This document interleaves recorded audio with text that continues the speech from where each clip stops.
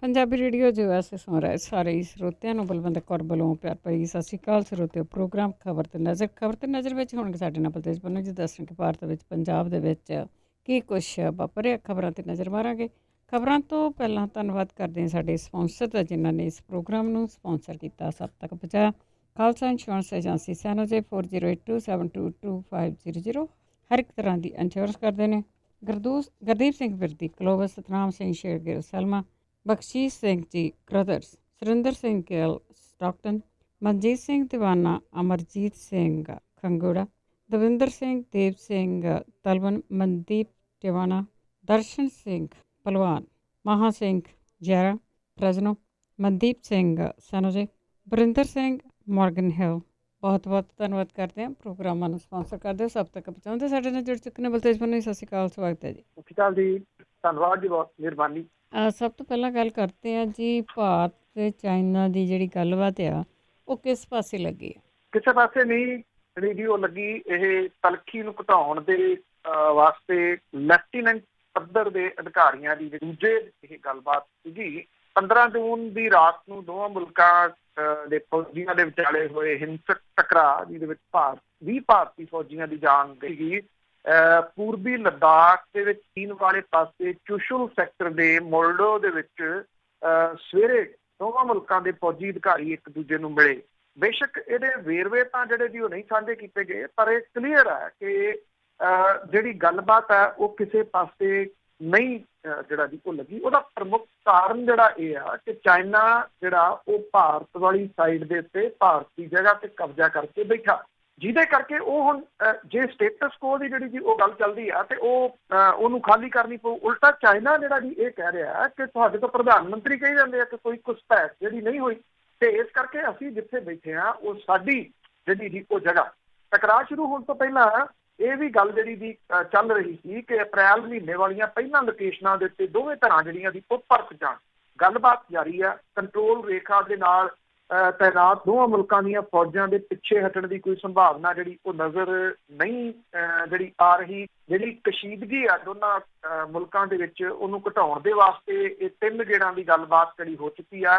ਪੈਂਗੋਂਗ ਝੀਲ ਖੇਤਰ ਦੇ ਵਿੱਚ ਭਾਰਤ ਵਾਲੇ ਪਾਸੇ ਚਾਈਨੀਜ਼ ਫੌਜੀਆਂ ਦੀ ਵੱਡੀ ਗਿਣਤੀ ਦੀ ਮੌਜੂਦਗੀ, ਭਾਰਤ ਤੇ ਚੀਨ ਦੇ ਵਿੱਚ ਅਸਲ ਕੰਟਰੋਲ ਰੇਖਾ ਦੇ ਉੱਤੇ ਮੌਜੂਦਾ ਤਲਖੀ ਦੇ ਹੱਲ ਦੇ ਵਿੱਚ ਵੱਡਾ ਅੜਿੱਕਾ ਜਿਹੜਾ ਜੀ ਉਹ ਹੈ। ਚੀਨ ਨੇ ਫਿੰਗਰ 4 ਤੇ 8 ਜਿਹੜੀ ਕਿ ਗ੍ਰੇ ਜ਼ੋਨ ਖੇਤਰ ਰਿਹਾ, ਵਿੱਚ ਕਈ ਥਾਵਾਂ ਦੇ ਉੱਤੇ ਸੁਰੱਖਿਆ ਚੌਕੀਆਂ ਸਥਾਪਿਤ ਕੀਤੀਆਂ ਨੇ। ਚੀਨ ਲਗਾਤਾਰ ਪੈਂਗੋਂਗ ਝੀਲ ਖੇਤਰ ਦੇ ਵਿੱਚ ਮੌਜੂਦਾ ਸਥਿਤੀ ਨੂੰ ਬਦਲਣ ਦੀਆਂ ਕੋਸ਼ਿਸ਼ਾਂ ਕਰ ਰਿਹਾ। ਭਾਰਤ ਨੇ ਹੌਟ ਸਪ੍ਰਿੰਗ, ਡੈਮਚੋ, ਕੋਇਲ, ਉਕਚੇ, ਡੈਪਸੰਗ, ਮੁਰਗੋ ਤੇ ਗਲਵਾਨ ਘਾਟੀ ਦੇ ਵਿੱਚ ਨਫਰੀ ਵਧਾਈ ਹੈ। ਵਿਦੇਸ਼ ਮੰਤਰੀ ਨੇ ਆਪਣੇ ਚੀਨੀ ਹਮਰਤਬਾ ਦੇ ਨਾਲ ਫੋਨ ਤੇ ਗੱਲਬਾਤ ਦੇ ਦੌਰਾਨ ਹਿੰਸਕ ਝੜਪਾਂ ਨੂੰ ਚੀਨ ਦੀ ਪੀਪਲਜ਼ ਲਿਬਰੇਸ਼ਨ ਆਰਮੀ ਦੇ ਵੱਲੋਂ ਕੀਤੀ ਸੋਚੀ ਸਮਝੀ ਕਾਰਵਾਈ ਜਿਹੜਾ ਜੀ ਉਹ ਦੱਸਿਆ। ਇੰਨਾ ਜਿਹੜਾ ਜੀ ਉਹ ਸਰਹੱਦ ਦੇ ਉੱਤੇ ਤਣਾਅ ਆ ਤੇ ਜਿਹੜੇ ਰੱਖਿਆ ਮੰਤਰੀ ਨੇ ਉਹ ਰਸ਼ੀਆ ਦੇ ਦੌਰੇ ਦੇ ਉੱਤੇ ਚਲੇ ਗਏ ਜੀ। ਤੇ ਅੱਗੇ ਗੱਲ ਕਰਦੇ ਆ ਥਰਮਲ ਪਲਾਂਟ ਬਠਿੰਡਾ ਦੀ, ਉਸ ਦੇ ਬਾਰੇ ਕੀ ਅਪਡੇਟ ਹੈ? ਦੇਖੋ, ਇਹ ਗੁਰੂ ਨਾਨਕ ਸਾਹਿਬ ਦੇ 500 ਸਾਲਾ ਗੁਰਪੁਰਬ ਦੇ ਮੌਕੇ ਦੇ ਉੱਤੇ ਉਹਨਾਂ ਨੂੰ ਸਮਰਪਿਤ ਕੀਤਾ ਗਿਆ ਸੀਗਾ Guru Nanak Dev thermal power plant. 1764 ਏਕੜ ਇਹਦੀ ਜ਼ਮੀਨ ਹੈ ਔਰ 550 ਸਾਲਾ ਗੁਰਪੁਰਬ ਦੇ ਮੌਕੇ ਦੇ ਉੱਤੇ ਇਹ ਮਲੀਆਮੇਟ ਜਿਹੜਾ ਜੀ ਉਹ ਕੀਤਾ ਜਾ ਰਿਹਾ 50 ਸਾਲਾਂ। ਇਹ ਲੋਕਾਂ ਦੀਆਂ ਚੀਜ਼ਾਂ ਨੇ, ਲੋਕਾਂ ਦੀਆਂ ਪ੍ਰਾਪਰਟੀਜ਼ ਨੇ, ਲੋਕਾਂ ਦੇ ਪੈਸੇ ਦੇ ਨਾਲ ਬਣੀਆਂ ਹੋਈਆਂ ਇਹ ਪ੍ਰਾਪਰਟੀਜ਼ ਨੇ। ਲੋਕਾਂ ਦੇ ਚੁਣੇ ਹੋਏ ਨੁਮਾਇੰਦੇ ਜਿਹੜੇ ਕਹਿੰਦੇ ਅਸੀਂ ਲੋਕਾਂ ਨੂੰ ਰਿਪਰੈਜ਼ੈਂਟ ਕਰਦੇ ਆ, ਉਹ ਉਹਨਾਂ ਲੋਕਾਂ ਨੂੰ ਪੁੱਛਣ ਵਾਸਤੇ ਤਿਆਰ ਨਹੀਂ ਕਿ ਇਹਨਾਂ ਪ੍ਰਾਪਰਟੀਜ਼ ਦਾ ਕੀ ਕੁਝ ਹੋਰ ਕੀਤਾ ਜਾ ਸਕਦਾ। ਜਦੋਂ ਇਲੈਕਸ਼ਨਾਂ ਸੀਗੀਆਂ ਤੇ ਉਦੋਂ ਇਹਨਾਂ ਥਰਮਲ ਪਲਾਂਟਾਂ ਵੱਲ ਇਸ਼ਾਰਾ ਕਰਕੇ ਪੰਜਾਬ ਦੇ ਮੌਜੂਦਾ ਖਾਲੀ ਖਜ਼ਾਨਾ ਮੰਤਰੀ ਮਨਪ੍ਰੀਤ ਸਿੰਘ ਬਾਦਲ ਹੋਰੀ ਇਹ ਗੱਲ ਕਹਿੰਦੇ ਹੁੰਦੇ ਸੀਗੇ ਕਿ ਇਹਨਾਂ ਦੇ ਚਿਮਨੀਆਂ ਦੇ ਵਿੱਚੋਂ ਮੈਂ ਧੂੰਆਂ ਬੰਦ ਨਹੀਂ ਹੋਣ ਦਊਂਗਾ, ਚਾਹੇ ਕੁਛ ਵੀ ਹੋ ਜੇ। ਉਹੀ ਮਨਪ੍ਰੀਤ ਸਿੰਘ ਬਾਦਲ ਹੋਰੀ ਫਾਈਲਾਂ ਚੁੱਕ ਕੇ ਜਿਹੜਾ ਵੀ ਉਹ ਲਿਆਏ ਤੇ ਇਹਦੇ ਉੱਤੇ ਮੰਤਰੀ ਮੰਡਲ ਸੀ ਉਹਨੇ ਮੋਹਰ ਲਾ ਦਿੱਤੀ ਤੇ ਇਹ ਜ਼ਮੀਨ 1764 ਏਕੜ ਹੁਣ ਵੇਚ ਦਿਓ ਤੇ ਇਹਨੂੰ ਮਲੀਆਮੇਟ ਜਿਹੜਾ ਜੀ ਉਹ ਕਰ ਦਿਓ। ਚਾਹੇ ਪਿਛਲੀ 10 ਸਾਲਾਂ ਦੀ ਅਕਾਲੀ ਭਾਜਪਾ ਸਰਕਾਰ ਸੀ ਤੇ ਚਾਹੇ ਮੌਜੂਦਾ ਸਰਕਾਰ ਹੈ, ਦੋਨਾਂ ਦਾ ਇੱਕੋ ਗੱਲ ਦੇ ਉੱਤੇ ਜ਼ੋਰ ਜਿਹੜਾ ਜੀ ਉਹ ਲੱਗਿਆ ਰਿਹਾ ਕਿ ਕਿੰਨੀ ਛੇਤੀ ਅਸੀਂ ਲੋਕਾਂ ਦੀਆਂ ਜਿਹੜੀਆਂ ਇਹ ਪ੍ਰਾਪਰਟੀਜ਼ ਨੇ ਉਹਨਾਂ ਨੂੰ ਵੇਚ ਦਈਏ। ਉਹ ਜੇਲ੍ਹਾਂ ਤੱਕ ਵੇਚ ਗਏ, ਇਹ ਥਰਮਲ ਪਲਾਂਟ ਤੱਕ ਜਿਹੜੇ ਸੀਗੇ ਜੀ ਉਹ ਵੇਚੀ ਜਾਂਦੇ ਨੇ। ਜਿਹੜੀਆਂ ਯਾਦਗਾਰਾਂ ਤੱਕ ਹੈ ਜੀ ਉਹ ਸੰਭਾਲਣ ਦੇ ਵਾਸਤੇ ਸਰਕਾਰ ਤਿਆਰ ਨਹੀਂ, ਉਹ ਪ੍ਰਾਈਵੇਟ ਹੱਥਾਂ ਦੇ ਵਿੱਚ ਦਿੱਤੀਆਂ ਜਾ ਰਹੀਆਂ ਨੇ। ਇਹਦੇ ਉੱਤੇ ਹੁਣ ਇਹ ਸਦਾ ਲਈ ਜਿਹੜਾ ਜੀ ਮਿਟੂਗਾ ਨਕਸ਼ੇ ਦੇ ਉੱਤੋਂ ਲੋਕਾਂ ਦਾ ਜਿਹੜਾ ਸੀਗਾ ਜੀ ਉਹ ਪ੍ਰੋਜੈਕਟ। ਵੀਡੀਓ ਕਾਨਫਰੰਸਿੰਗ ਦੇ ਰਾਹੀਂ ਮੀਟਿੰਗ ਦੇ ਵਿੱਚ 1764 ਏਕੜ ਜ਼ਮੀਨ ਜਿਹੜੀ ਹੈ ਜੀ ਉਹਨੂੰ ਵੇਚਣ ਦੀ ਪਰਮਿਸ਼ਨ ਦੇ ਦਿੱਤੀ। ਪੂਡਾ ਦਾ 20% ਇਹਦੇ ਵਿੱਚ ਸ਼ੇਅਰ ਰਹੂਗਾ। 80% ਜਿਹੜੀ ਜੀ ਉਹ ਪਾਵਰਕਾਮ ਨੂੰ ਮੁਨਾਫੇ ਦੇ ਵਿੱਚੋਂ ਹਿੱਸੇਦਾਰੀ ਮਿਲੂਗੀ। 80% ਕਾਗਜ਼ਾਂ 'ਚ ਪਾਵਰਕਾਮ ਦੀ ਆ, 20% ਕਾਗਜ਼ਾਂ 'ਚ ਪੂਡਾ ਦੀ ਹੈ। ਇਹਦੇ ਵਿੱਚੋਂ ਕਿਹੜਾ ਮੰਤਰੀ ਕਿੰਨਾ ਪੈਸਾ ਖਾਊਗਾ ਉਹ ਤਾਂ ਲਿਖਤ ਰੂਪ ਦੇ ਵਿੱਚ ਨਾ ਕਦੇ ਸਾਹਮਣੇ ਆਇਆ, ਨਾ ਕਦੇ ਸਾਹਮਣੇ ਆਉਣਾ, ਕਿਉਂਕਿ ਇਹ ਸੋਨਾ ਹੈ ਜਿਹੜੀ ਜ਼ਮੀਨ ਹੈ ਜੀ। ਜੇ ਕਿਸੇ ਨੇ ਬਠਿੰਡਾ ਵੇਖਿਆ ਤੇ ਬਠਿੰਡੇ ਦੇ ਐਨ ਧੁਰ ਵਿਚਾਲੇ ਇਹ ਥਰਮਲ ਪਲਾਂਟ ਹੈ, ਉਹਦੀ ਜ਼ਮੀਨ ਹੈ 1 ਏਕੜ ਨਹੀਂ 1764 ਏਕੜ। ਤੇ ਆਉਂਦੇ ਸਮੇਂ ਦੇ ਦੌਰਾਨ ਇਹ ਜਿਹੜੀਆਂ ਵੱਡੀਆਂ ਚਿਮਨੀਆਂ ਜਿਹੜੀਆਂ ਕਿ ਇਸ ਏਰੀਏ ਦੀ ਪਛਾਣ ਬਣੀਆਂ ਸੀ ਉਹ ਹੁਣ ਨਹੀਂ ਦਿਸਣਗੀਆਂ। ਦੇਖੋ, ਥਰਮਲ ਪਲਾਂਟ ਬੰਦ ਕਰਨਾ ਉਹਦੇ ਕਈ ਮੈਡੀਕਲ ਰੀਜ਼ਨ ਹੋ ਸਕਦੇ ਆ ਕਿ ਉਹ ਬੰਦ ਕਰ ਦਿੱਤਾ, ਔਰ ਉੱਥੇ ਨੇੜੇ ਤੇੜੇ ਵਾਲੇ ਜਿਹੜੇ ਲੋਕ ਸੀ ਉਹ ਮੁਸ਼ਕਲਾਂ ਦੇ ਵਿੱਚ ਘਿਰਦੇ ਸੀ, ਇਹਦੇ ਵਿੱਚ ਕੋਈ ਦੋ ਰਾਵਾਂ ਨਹੀਂ। ਪਰ ਜ਼ਮੀਨ ਤਾਂ ਇਹ ਲੋਕਾਂ ਦੀ ਸੀ ਨਾ ਜੀ, ਇਹਨੂੰ ਵੇਚਣ ਦੀ ਇਉਂ ਪਰਮਿਸ਼ਨ ਜਿਹੜੀ ਉਹ ਦੇ ਦੇਣੀ ਲੋਕਾਂ ਨੂੰ ਪੁੱਛੇ ਤੋਂ ਬਿਨਾਂ, ਤੇ ਉਹ ਪੈਸੇ ਕਿੱਥੇ ਜਾਣੇ ਇਹ ਕੁਛ ਨਹੀਂ ਜਿਹੜਾ ਜੀ ਉਹ ਪਤਾ। ਸਭ ਨੂੰ ਪਤਾ ਹੈ ਕੋਈ ਖਜ਼ਾਨੇ ਖਜ਼ੂਨੇ 'ਚ ਉਹਨੇ ਜਿਹੜਾ ਜੀ ਨਹੀਂ ਆਉਂਦੇ, ਇਹ ਬਾਹਰੋਂ ਬਾਹਰ ਜਿਹੜੇ ਉਹ ਹੜੱਪ ਹੋ ਜਾਣੇ ਆ ਕਿਸੇ ਨਾ ਕਿਸੇ ਰੂਪ ਦੇ ਵਿੱਚ। ਇਹ ਸਭ ਨੂੰ ਜਿਹੜਾ ਪਤਾ। ਤੇ ਇਹ 50 ਸਾਲਾਂ ਦੇ ਵਿੱਚ 50 ਸਾਲਾਂ ਦੇ ਕੋਈ ਬਹੁਤ ਲੰਮਾ ਵਕਤ ਨਹੀਂ ਹੁੰਦਾ। 5 ਦਹਾਕਿਆਂ ਦੇ ਵਿੱਚ ਲੋਕਾਂ ਦਾ ਪ੍ਰੋਜੈਕਟ ਲੋਕਾਂ ਦੇ ਪੈਸੇ ਦੇ ਨਾਲ ਲੱਗਿਆ, ਉਹਨੂੰ ਮਲੀਆ ਮੇਟ ਜਿਹੜਾ ਜੀ ਉਹ ਕਰਤਾ ਸਰਕਾਰ ਨੇ। ਸਮਝ ਲਓ ਅਗਲੇ ਕੁਝ ਦਿਨ। ਪਰ ਜਿਸ ਤਰ੍ਹਾਂ ਤੁਸੀਂ ਦੱਸਦੇ ਲੋਕਾਂ ਦਾ ਆ ਤੇ 5 ਦਹਾਕੇ ਹੋਏ, ਇੰਨੇ ਦੇ ਵਿੱਚ ਲੋਕਾਂ ਨੂੰ ਕੋਈ ਅਕਲ ਹੀ ਨਹੀਂ ਆਈ ਵੀ ਅਸੀਂ ਸਰਕਾਰ ਨੂੰ ਪੁੱਛ 5 ਦਹਾਕਿਆਂ ਦੇ ਵਿੱਚ ਉਹਦੇ ਸਾਰਾ ਘੋਖ ਕਰ ਲਓ ਜੀ। 5 ਦਹਾਕਿਆਂ ਦੇ ਵਿੱਚ ਕੌਣ ਕਾਬਜ਼ ਰਹੇ? ਬਾਦਲ ਤੇ ਕੈਪਟਨ, ਕਾਂਗਰਸ ਤੇ ਅਕਾਲੀ, ਇਹੀ ਦੋਨੋਂ ਜਿਹੜਾ ਜੀ ਉਹ ਕਾਬਜ਼ ਰਹੇ ਤੇ ਇਹਨਾਂ ਨੇ ਸਾਰਾ ਕੁਛ ਕੀਤਾ ਜੀ।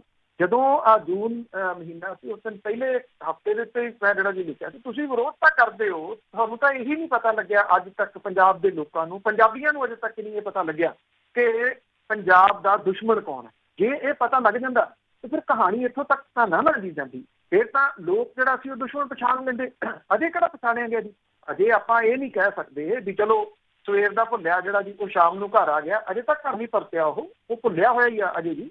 ਅਜੇ ਅੱਗੋਂ ਜਿਹੜਾ ਜੀ ਉਹ ਕੀ ਨੁਕਸਾਨ ਹੋਣਾ ਇਹ ਵੀ ਕੁਛ ਨਹੀਂ ਜਿਹੜਾ ਜੀ ਉਹ ਪਤਾ। ਤੁਹਾਡੀਆਂ ਯਾਦਗਾਰਾਂ ਜਿਹੜੀਆਂ ਜੀ ਉਹ ਪ੍ਰਾਈਵੇਟ ਹੱਥਾਂ 'ਚ ਦੇਤੀਆਂ। ਤੁਹਾਡੇ ਪ੍ਰੋਜੈਕਟ ਜਿਹੜੇ ਲੋਕਾਂ ਦੇ ਸੀ ਉਹ ਵੇਚ ਸਾਰਾ ਕੁਛ ਲੋਕਾਂ ਦੀਆਂ ਪ੍ਰਾਪਰਟੀ ਜਿਹੜੀਆਂ ਜੀ ਉਹ ਵੇਚਤੀਆਂ। ਲੋਕ ਮੂੰਹ ਬੈਠੇ ਆ।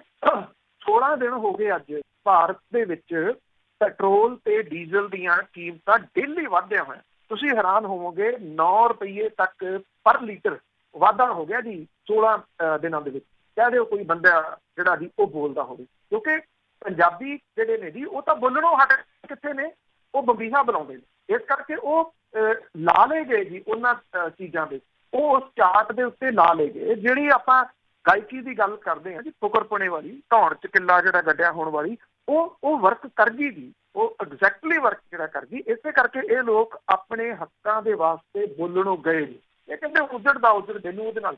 ਸਹੀ ਗੱਲ। ਅੱਗੇ ਗੱਲ ਕਰਦੇ ਹਾਂ ਪੰਜਾਬ ਦੇ ਵਿੱਚ ਕਰੋਨਾ ਦੇ ਨਾਲ ਮਰਨ ਵਾਲਿਆਂ ਦੀ ਗਿਣਤੀ 100 ਤੋਂ ਟੱਪੀ। ਦੇਖੋ, ਇਹ ਜਿਹੜੀ ਗਿਣਤੀ ਹੈ ਜੀ, ਇਹ ਜਿਹੜਾ ਵਾਇਰਸ ਆ ਉਹ ਡੇ ਬਾਈ ਡੇ ਨਵੇਂ ਰਿਕਾਰਡ ਜਿਹੜੇ ਆ ਉਹ ਸਥਾਪਿਤ ਕਰ ਰਿਹਾ ਜੀ। ਚਾਹੇ ਮੁਲਕ ਪੱਧਰ ਦੇ ਉੱਤੇ ਆ, ਚਾਹੇ ਸੂਬਾ ਪੱਧਰ ਦੇ ਉੱਤੇ ਆ। ਮੁਲਕ ਪੱਧਰ ਤੇ ਗੱਲ ਕਰੀ ਤੇ 4,40,452 ਕੇਸ ਜਿਹੜੇ ਆ ਜੀ ਉਹ ਹੋ ਚੁੱਕੇ ਹੋਏ ਆ, ਔਰ 14,000 ਤੋਂ ਉੱਪਰ ਡੈਥ ਜਿਹੜੀਆਂ ਮੁਲਕ ਦੇ ਵਿੱਚ ਹੋਈਆਂ ਹੋਈਆਂ ਨੇ।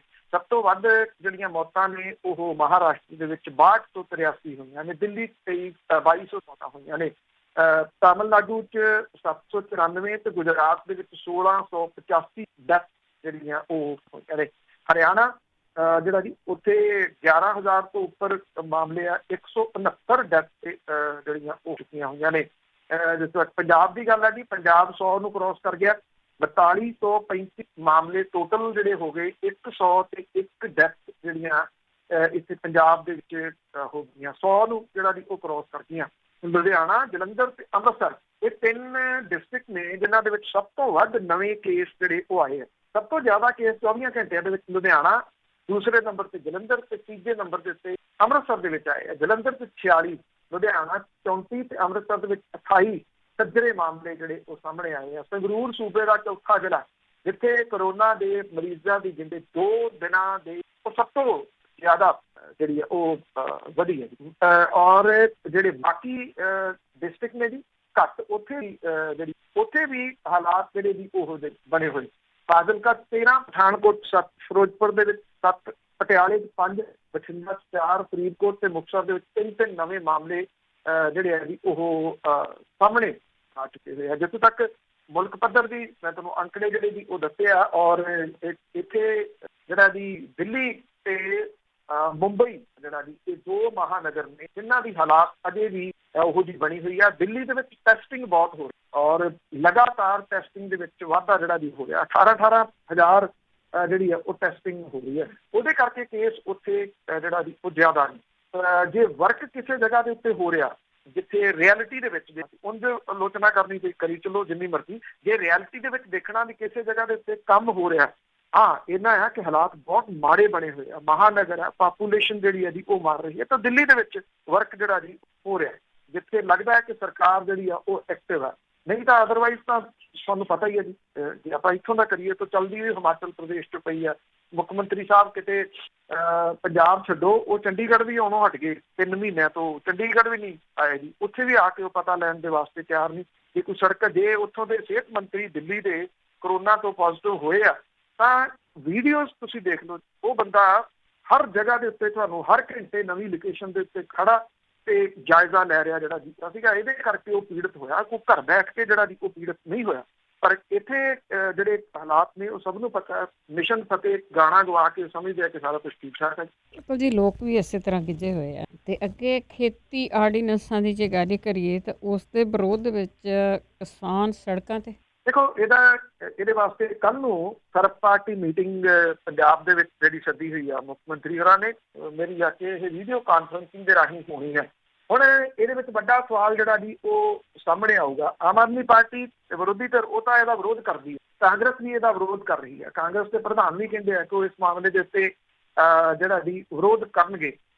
ਜਿਹੜੀਆਂ ਛੋਟੀਆਂ ਮੋਟੀਆਂ ਪਾਰਟੀਆਂ ਨੇ ਜੀ, ਬੈਂਸ ਭਰਾ ਨੇ, ਉਹ ਵੀ ਇਹਦਾ ਵਿਰੋਧ ਕਰ ਰਹੇ ਆ। ਕਿਸਾਨ ਭਾਈਚਾਰਾ ਜਿਹੜਾ ਉਹ ਸੜਕਾਂ ਦੇ ਉੱਤੇ ਜਿਹੜਾ ਜੀ ਉਤਰ ਆਇਆ ਔਰ ਖੁੱਲੀ ਮੰਡੀ ਦੀ ਨੀਤੀ, ਠੇਕਾ ਖੇਤੀ ਤੇ ਜਮਾਖੋਰੀ ਦੇ ਵਿਰੁੱਧ 22 ਤੋਂ ਲੈ ਕੇ ਕੱਲ ਤੋਂ ਜਿਹੜਾ ਜੀ ਸ਼ੁਰੂ ਹੋ ਗਿਆ 28 ਜੂਨ ਤੱਕ ਇਹ ਪੰਜਾਬ ਦੇ ਪਿੰਡਾਂ, ਸ਼ਹਿਰਾਂ, ਕਸਬਿਆਂ ਦੇ ਵਿੱਚ ਮੋਦੀ ਸਰਕਾਰ ਦੀਆਂ ਅਰਥੀਆਂ ਜਿਹੜੀਆਂ ਜੀ ਉਹ ਫੂਕੀਆਂ ਜਾ ਰਹੀਆਂ ਨੇ। ਕੱਲ ਦੇ ਇਹ ਜਿਹੜੀਆਂ ਕਿਸਾਨ ਜਥੇਬੰਦੀਆਂ ਨੇ ਉਹ ਸ਼ੁਰੂ ਹੋਈਆਂ ਨੇ।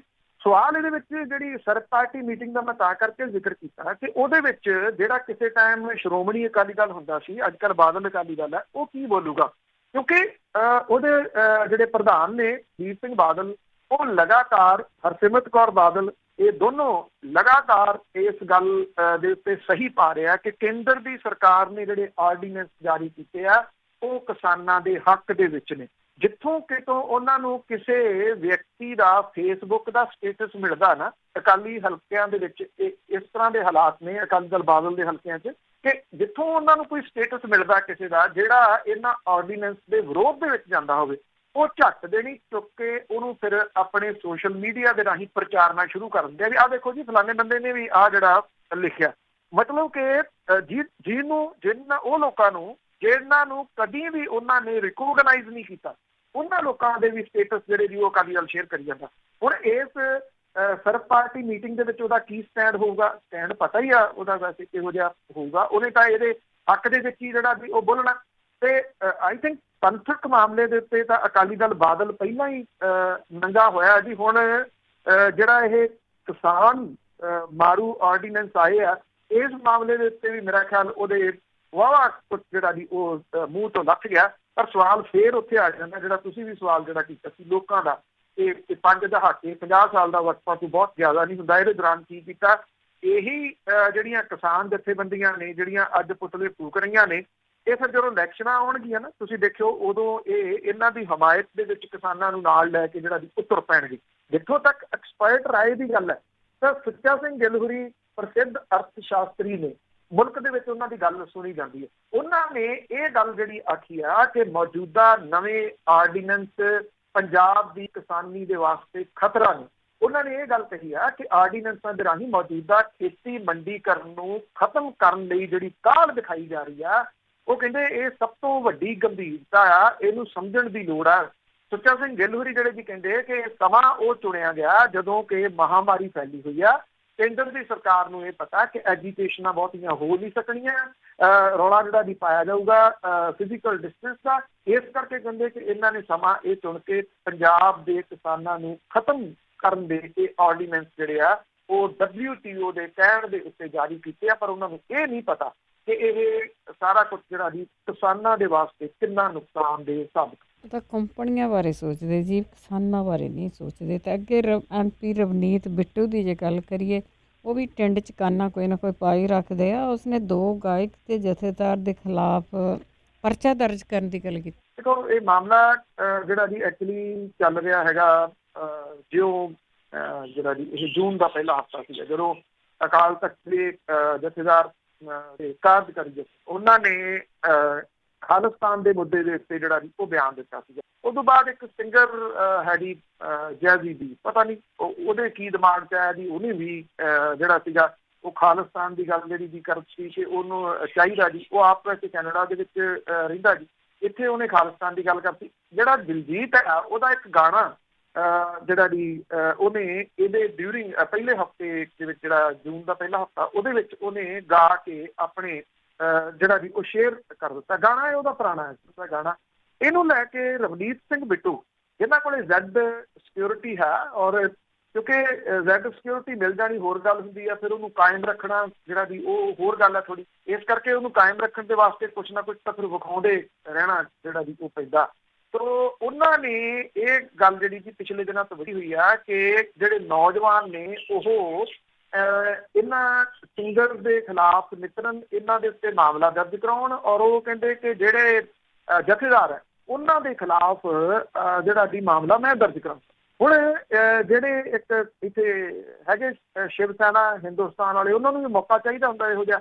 ਉਹਨਾਂ ਨੇ ਚੁੱਕ ਕੇ ਜਿਹੜਾ ਦੀ ਇੱਕ ਜਿਹੜਾ ਕੁਝ ਥਾਵਾਂ ਦੇ ਉੱਤੇ ਐਪਲੀਕੇਸ਼ਨ ਜਿਹੜੀਆਂ ਦੀ ਉਹ ਦੇ ਦਿੱਤੀਆਂ। ਲੁਧਿਆਣੇ ਦੇ ਵਿੱਚ ਵੀ ਇੱਕ ਐਪਲੀਕੇਸ਼ਨ ਜਿਹੜੀ ਆ ਦੀ ਉਹ ਗਈ ਹੈ, ਔਰ ਇਹ ਕਿਹਾ ਕਿ ਗਾਇਕ ਜਿਹੜੇ ਦਲਜੀਤ ਦੋਸਾਂਝ ਤੇ ਜੈਜ਼ੀ ਬੀ ਦੇ ਖਿਲਾਫ ਜਿਹੜੀ ਸ਼ਿਕਾਇਤ ਉਹਨਾਂ ਨੇ ਕੀਤੀ ਆ, ਇਹ ਉਹਨਾਂ ਨੇ ਰਵਨੀਤ ਬਿੱਟੂ ਨੇ ਇੱਕ ਵੀਡੀਓ ਬਣਾ ਕੇ ਕਾਂਗਰਸੀਆਂ ਨੂੰ ਸੁਨੇਹਾ ਦਿੱਤਾ ਕਿ ਆਪੋ ਆਪਣੇ ਜ਼ਿਲ੍ਹਿਆਂ ਦੇ ਵਿੱਚ ਪੁਲਿਸ ਸਟੇਸ਼ਨਾਂ ਦੇ ਵਿੱਚ ਦੋਵਾਂ ਗਾਇਕਾਂ ਦੇ ਖਿਲਾਫ ਸ਼ਿਕਾਇਤਾਂ ਜਿਹੜੀਆਂ ਦੀ ਉਹ ਕਰਨ।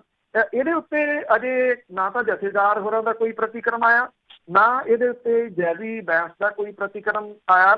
ਦਿਲਜੀਤ ਦੋਸਾਂਝ ਨੇ ਇੱਕ ਵੀਡੀਓ ਜਿਹੜੀ ਦੀ ਉਹ ਜ਼ਰੂਰ ਜਾਰੀ ਕੀਤੀ ਆ, ਜਿਹਦੇ ਵਿੱਚ ਉਹਨੇ ਇਹ ਗੱਲ ਆਖੀ ਆ ਕਿ ਜਿਹੜਾ ਮੈਂ ਗੀਤ ਗਾਇਆ ਸੀਗਾ ਉਹ ਗੀਤ ਤਾਂ ਮੇਰੀ ਫਿਲਮ ਜਿਹੜੀ ਪੰਜਾਬ 84 ਉਹਦਾ ਸੀਗਾ, ਤੇ ਇਹ ਗੀਤ ਵੀ ਸੈਂਸਰਡ ਹੈ ਤੇ ਇਹ ਫਿਲਮ ਵੀ ਸੈਂਸਰ ਬੋਰਡ ਦੇ ਵੱਲੋਂ ਸੈਂਸਰ ਕਰਨ ਤੋਂ ਬਾਅਦ ਰਿਲੀਜ਼ ਹੋਈ ਸੀ। ਉਹਨੇ ਇਹ ਵੀ ਗੱਲ ਕਹੀ ਕਿ ਫਿਲਮ ਨੂੰ ਤਾਂ ਨੈਸ਼ਨਲ ਅਵਾਰਡ ਵੀ ਮਿਲਿਆ ਹੋਇਆ। ਫਿਰ ਰਵਨੀਤ ਸਿੰਘ ਬਿੱਟੂ ਹੋਰੀ ਜਿਹੜੇ ਦੀ ਉਹ ਇਹ ਕਿਵੇਂ ਕਹਿ ਸਕਦੇ ਆ ਕਿ ਇਹ ਦੇਸ਼ ਵਿਰੋਧੀ ਗੀਤ ਹੈ। ਉਹਨਾਂ ਨੇ ਇਹ ਕਿਹਾ ਕਿ ਜਦੋਂ ਸੈਂਸਰ ਤੋਂ ਜਿਹੜੀ ਗਈ ਹੋਈ ਹੈ ਗੱਲ ਉਹਦੀ ਜਿਹੜੀ ਦਿਲਚਸਪੀ ਆ ਉਹ ਇਸ ਪੱਖੋਂ ਠੀਕ ਹੈ ਤੇ ਉਹਨੇ ਪੁਰਾਣਾ ਗੀਤ ਜਿਹੜਾ ਦੀ ਉਹ ਗਾਇਆ। ਗੀਤ ਦੇ ਉੱਤੇ ਇਸ ਤਰ੍ਹਾਂ ਜਿਹੜਾ ਦੀ ਤੁਸੀਂ ਕਹਿ ਲਓ ਕਿ ਦੇਸ਼ ਵਿਰੋਧੀ ਜਿਹੜੀ ਗੱਲ ਹੈ ਉਹ ਉੱਦਾਂ ਦੀ ਉਹਦੇ ਵਿੱਚ ਦਿਸੇ ਵੀ ਨਾ ਜਿਹੜੀ ਤੇ ਉਹ ਲਾ ਲੈਣਾ। ਹਾਂ, ਜਿੱਥੋਂ ਤੱਕ ਜੈਜ਼ੀ ਬੈਂਸ ਦੀ ਗੱਲ ਆ, ਸ਼ਾਇਦ ਉਹਨੂੰ ਪਤਾ ਹੀ ਨਹੀਂ ਕਿ ਉਹ ਜਿਹੜੀ ਵੀਡੀਓ ਦੇ ਵਿੱਚ ਉਹ ਕੀ ਕਹਿ ਗਿਆ। ਇਹ ਗਾਇਕ ਜਿਹੜੇ ਹੁੰਦੇ ਨੇ ਉਹ ਗਾਣੇ ਗੁਣੇ ਗਾਉਣ ਦੇ ਵਾਸਤੇ ਹੁੰਦੇ ਨੇ। ਜਦੋਂ ਇਹੋ ਜਿਹੇ ਸਿਆਸੀ ਬਿਆਨ ਕੋਈ ਉਹਨਾਂ ਤੋਂ ਦਵਾਉਂਦਾ ਤੇ ਉਹ ਅਕਸਰ ਉਹਨਾਂ ਦੇ ਵਿੱਚ ਉਲਝ ਜਾਂਦੇ ਆ। ਤੇ ਜਦੋਂ ਮੈਂ ਗੱਲ ਕੀਤੀ ਪਹਿਲਾਂ ਵੀ 16 ਦਿਨ ਹੋ ਗਏ ਪੰਜਾਬ ਦੇ ਵਿੱਚ ਪੈਟਰੋਲ ਤੇ ਡੀਜ਼ਲ ਦੀਆਂ ਕੀਮਤਾਂ ਜਿਹੜੀਆਂ ਦੀ ਉਹ ਵੱਧ ਰਹੀਆਂ ਨੇ। ਪੰਜਾਬ ਦੇ ਵਿੱਚ ਆਰਡੀਨੈਂਸ ਦੀ ਗੱਲ ਆਪਾਂ ਕਰਕੇ ਹਟੇ ਆ। ਪੰਜਾਬ ਦੀਆਂ ਜਾਇਦਾਦਾਂ ਜਿਹੜੀਆਂ ਨੇ ਉਹਨਾਂ ਨੂੰ ਉਜਾੜਨ ਦੀ ਗੱਲ ਜਿਹੜੀ ਜੀ ਉਹ ਕਰਕੇ ਹਟੇ ਆ। ਕਿ ਜਥੇਦਾਰ ਹੋਰਾਂ ਨੇ ਬਿਆਨ ਜਿਹੜਾ ਦੀ ਉਹ ਦੇ ਦਿੱਤਾ ਸੀ, ਇਹਨਾਂ ਨੇ ਬਿਆਨ ਦੇ ਦਿੱਤਾ ਸੀ, ਉਹਨੂੰ ਕਿਉਂ ਬਿਨਾਂ ਮਤਲਬ ਤੋਂ ਤੁਸੀਂ ਜਿਹੜਾ ਦੀ ਉਹ ਤਾਂ ਦੀ ਤਾਂ ਹੋਰ ਚੜ੍ਹਾਈ ਤੁਰੇ ਜਾ ਰਹੇ ਹੋ। ਇਹਨਾਂ ਇਸ਼ੂਜ਼ ਦੇ ਉੱਤੇ ਗੱਲ ਕਰੋ ਤੇ ਕੁਝ ਜਿਹੜਾ ਦੀ ਉਹ ਪਤਾ ਲੱਗੇ, ਪਰ ਉੱਥੇ ਫਿਰ ਲੈਡ ਸਿਕਿਉਰਿਟੀ ਵਾਲਾ ਮਸਲਾ ਆ ਜਾਂਦਾ। ਇਹੋ ਜਿਹੇ ਦੇਸ਼ ਭਗਤਾਂ ਨੂੰ ਤਾਂ ਜ਼ਰੂਰ ਭੇਜਣਾ ਚਾਹੀਦਾ ਜੀ ਬਾਰਡਰ 'ਤੇ। ਹੁਣ ਲੋੜ ਬਹੁਤ ਹੈ ਇੱਦਾਂ ਦਿਆਂ। ਅਤੇ ਅੱਗੇ ਲਾਲ ਬੱਤੀ ਦੇ ਚੱਕਰ ਦੀ ਜੇ ਗੱਲ ਕਰੀਏ ਤੇ ਪੰਕਜ ਬੰਸਲ ਆ, ਉਹ ਲੁੱਟਿਆ ਗਿਆ ਇਸੇ ਚੱਕਰ 'ਚ। ਦੇਖੋ, ਪੰਕਜ ਬਾਂਸਲ ਪਿਛਲੇ ਦਿਨਾਂ ਤੋਂ ਚਰਚਾ ਹੈ। ਪੰਕਜ ਬਾਂਸਲ ਉਹ ਵਿਅਕਤੀ ਆ ਜਿਹਨੂੰ SIT ਨੇ ਪੁੱਛਗਿੱਛ ਵਾਸਤੇ ਸੱਦਿਆ ਸੀ ਤੇ ਉਹਨੂੰ ਅਰੈਸਟ ਕਰ ਲਿਆ ਅੰਮ੍ਰਿਤਸਰ ਦੇ ਵਿੱਚ। ਪੰਕਜ ਬਾਂਸਲ ਦੀ ਗ੍ਰਿਫਤਾਰੀ ਸੁਹੇਲ ਸਿੰਘ ਬਰਾੜ ਦੀ ਗ੍ਰਿਫਤਾਰੀ ਤੋਂ ਬਾਅਦ ਹੋਈ ਹੈ। ਸੁਹੇਲ ਬਰਾੜ ਜਿਹੜਾ ਰਾਜਨੀਤਿਕਾਂ ਦਾ ਚਹੇਤਾ, ਦਲੀਪ ਸਿੰਘ ਬਰਾੜ ਦੇ ਖਾਸ ਪਰਿਵਾਰ ਹੈ ਇਹ।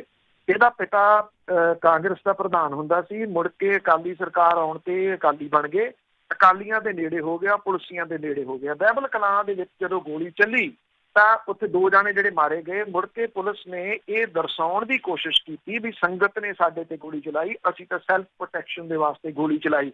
ਚਰਨਜੀਤ ਸ਼ਰਮਾ ਦੀ ਜਿਪਸੀ ਦੇ ਵਿੱਚ ਗੋਲੀਆਂ ਮਾਰੀਆਂ ਗਈਆਂ, ਸੁਹੇਲ ਬਰਾੜ ਦੀ ਹਵੇਲੀ ਚ ਲਿਆ। ਇੱਕ ਰਾਈਫਲ ਜਿਹੜੀ ਸੁਹੇਲ ਬਰਾੜ ਦੀ ਸੀ, ਇੱਕ ਪੰਕਜ ਬਾਂਸਲ ਦੀ। ਪੰਕਜ ਬਾਂਸਲ ਤੇ ਸੁਹੇਲ ਬਰਾੜ ਦੋਨਾਂ ਦਾ 3 ਦਿਨ ਦਾ ਰਿਮਾਂਡ ਮਿਲਿਆ ਹੋਇਆ। ਅੱਜ ਇਹਨਾਂ ਤੋਂ ਆਮੋ ਸਾਹਮਣੇ ਬਿਠਾ ਕੇ ਪੁੱਛਗਿੱਛ ਹੋਣ ਦੀ ਸੰਭਾਵਨਾ ਹੈ।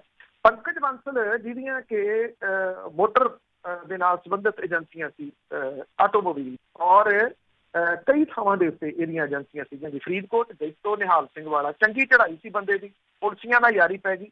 ਪੁਲਸੀਏ ਫਿਰ ਚਰੂਦ ਕੇ ਜਿਹੜਾ ਜੀ ਉਹ ਖਾ ਗਏ ਇਸ ਬੰਦੇ ਨੂੰ। ਮਹਿੰਗੀਆਂ ਗੱਡੀਆਂ, ਇੰਨੀਆਂ ਮਹਿੰਗੀਆਂ ਵਾਲੀਆਂ ਜਿਹੜੀਆਂ ਕਿ ਆਮ ਬੰਦਾ ਨਾ ਜੀ ਉਹਨਾਂ ਦਾ ਨਾਮ ਤਾਂ ਲੈ ਸਕਦਾ। ਫਲਾਣ ਗੱਡੀ ਦੇਖੀ, ਉਹਦੀ ਖਰੀਦਣ ਦੀ ਉਹਦੀ ਔਕਾਤ ਨਹੀਂ ਹੁੰਦੀ। ਜੇ ਮੈਂ ਵੀ ਗੱਲ ਕਰ ਰਿਹਾ ਤਾਂ ਮੈਂ ਵੀ ਇਹ ਕਹਿ ਸਕਦਾ ਜੀ ਉਹ ਗੱਡੀ ਮੈਂ ਨਹੀਂ ਕਦੀ ਖਰੀਦ ਸਕਦਾ। ਜਿਹੜੀਆਂ ਇਹਦੇ ਤੋਂ ਪੁਲਿਸ ਵਾਲੇ ਜਿਹੜੇ ਸੀ ਉਹ ਲੈ ਗਏ, ਪੈਸੇ ਨਹੀਂ ਦਿੱਤੇ। ਔਰ ਇਹਨੂੰ ਮੈਂ ਕੱਲ ਗੱਲ ਕੀਤੀ ਸੀ, ਦਿੱਤਾ ਕਿ ਇੱਕ ਜਿਹੜਾ ਜੀ ਰਿਵਾਲਵਰ ਜਿਹੜਾ ਕਿ ਵਿਦੇਸ਼ੀ ਸੀਗਾ, ਔਰ ਉਹ ਅਸਲਾ ਖਾਨੇ ਦੇ ਵਿੱਚੋਂ ਚੋਰੀ ਹੋਇਆ ਰਿਵਾਲਵਰ ਸੀ। ਇਹਨੂੰ ਜਿਹੜੀਆਂ ਏਜੰਸੀਆਂ ਸੀ ਉਹਦੇ ਵਿੱਚ ਪੁਲਸੀਆਂ ਦੀ ਵਜ੍ਹਾ ਕਰਕੇ ਇੰਨਾ ਘਾਟਾ ਪਿਆ, ਕਿਉਂਕਿ ਜਿੰਨੇ ਸੀਨੀਅਰ ਆਫੀਸਰ ਸੀ, ਅਦਈ ਗੱਡੀ ਮੈਂ ਤੈਨੂੰ ਦੇ ਦਿੰਦਾ, ਇਹਦੇ ਪੈਸੇ ਮੁੜ ਕੇ ਪੈਸੇ ਦਿੱਤੇ ਨਾ, ਉਹ ਉਜੜ ਗਿਆ। ਆਮਦਨ ਕਰ ਵਿਭਾਗ ਜਿਹੜਾ ਇਨਕਮ ਟੈਕਸ ਆ, ਉਹ 5 ਕਰੋੜ ਰੁਪਈਏ ਦਾ ਜੁਰਮਾਨਾ ਪੰਕਜ ਬਾਂਸਲ ਨੂੰ ਜਿਹੜਾ ਜੀ ਉਹ ਕਰ ਚੁੱਕਾ ਹੈ। ਹੁਣ ਉਹ ਕਿਉਂਕਿ ਪੁਲਿਸ ਦੇ ਕਹੇ ਦੇ ਉੱਤੇ ਉਹਨੇ ਗੋਲੀ ਚਲਾਈ, ਔਰ ਪੁਲਿਸ ਜਿਨ੍ਹਾਂ ਦੀ ਪੁਸ਼ਤ ਪਨਾਹੀ ਜਿਹੜੀ ਹੈ ਜੀ ਉਹ ਰਾਜਨੀਤਿਕ ਲੋਕ ਕਰ ਰਹੇ ਸੀਗੇ। ਸੁਹੇਲ ਬਰਾੜ ਹੋਰਾਂ ਵਰਗੇ ਜਿਹੜੇ, ਔਰ ਜਿਹੜਾ ਇੱਥੋਂ ਦਾ ਸਾਬਕਾ MLA ਸੀਗਾ ਜੀ, ਉਹ ਕਰ ਰਿਹਾ ਸੀਗਾ ਉਹਨਾਂ ਦੀ ਪੁਸ਼ਤ ਪਨਾਹੀ।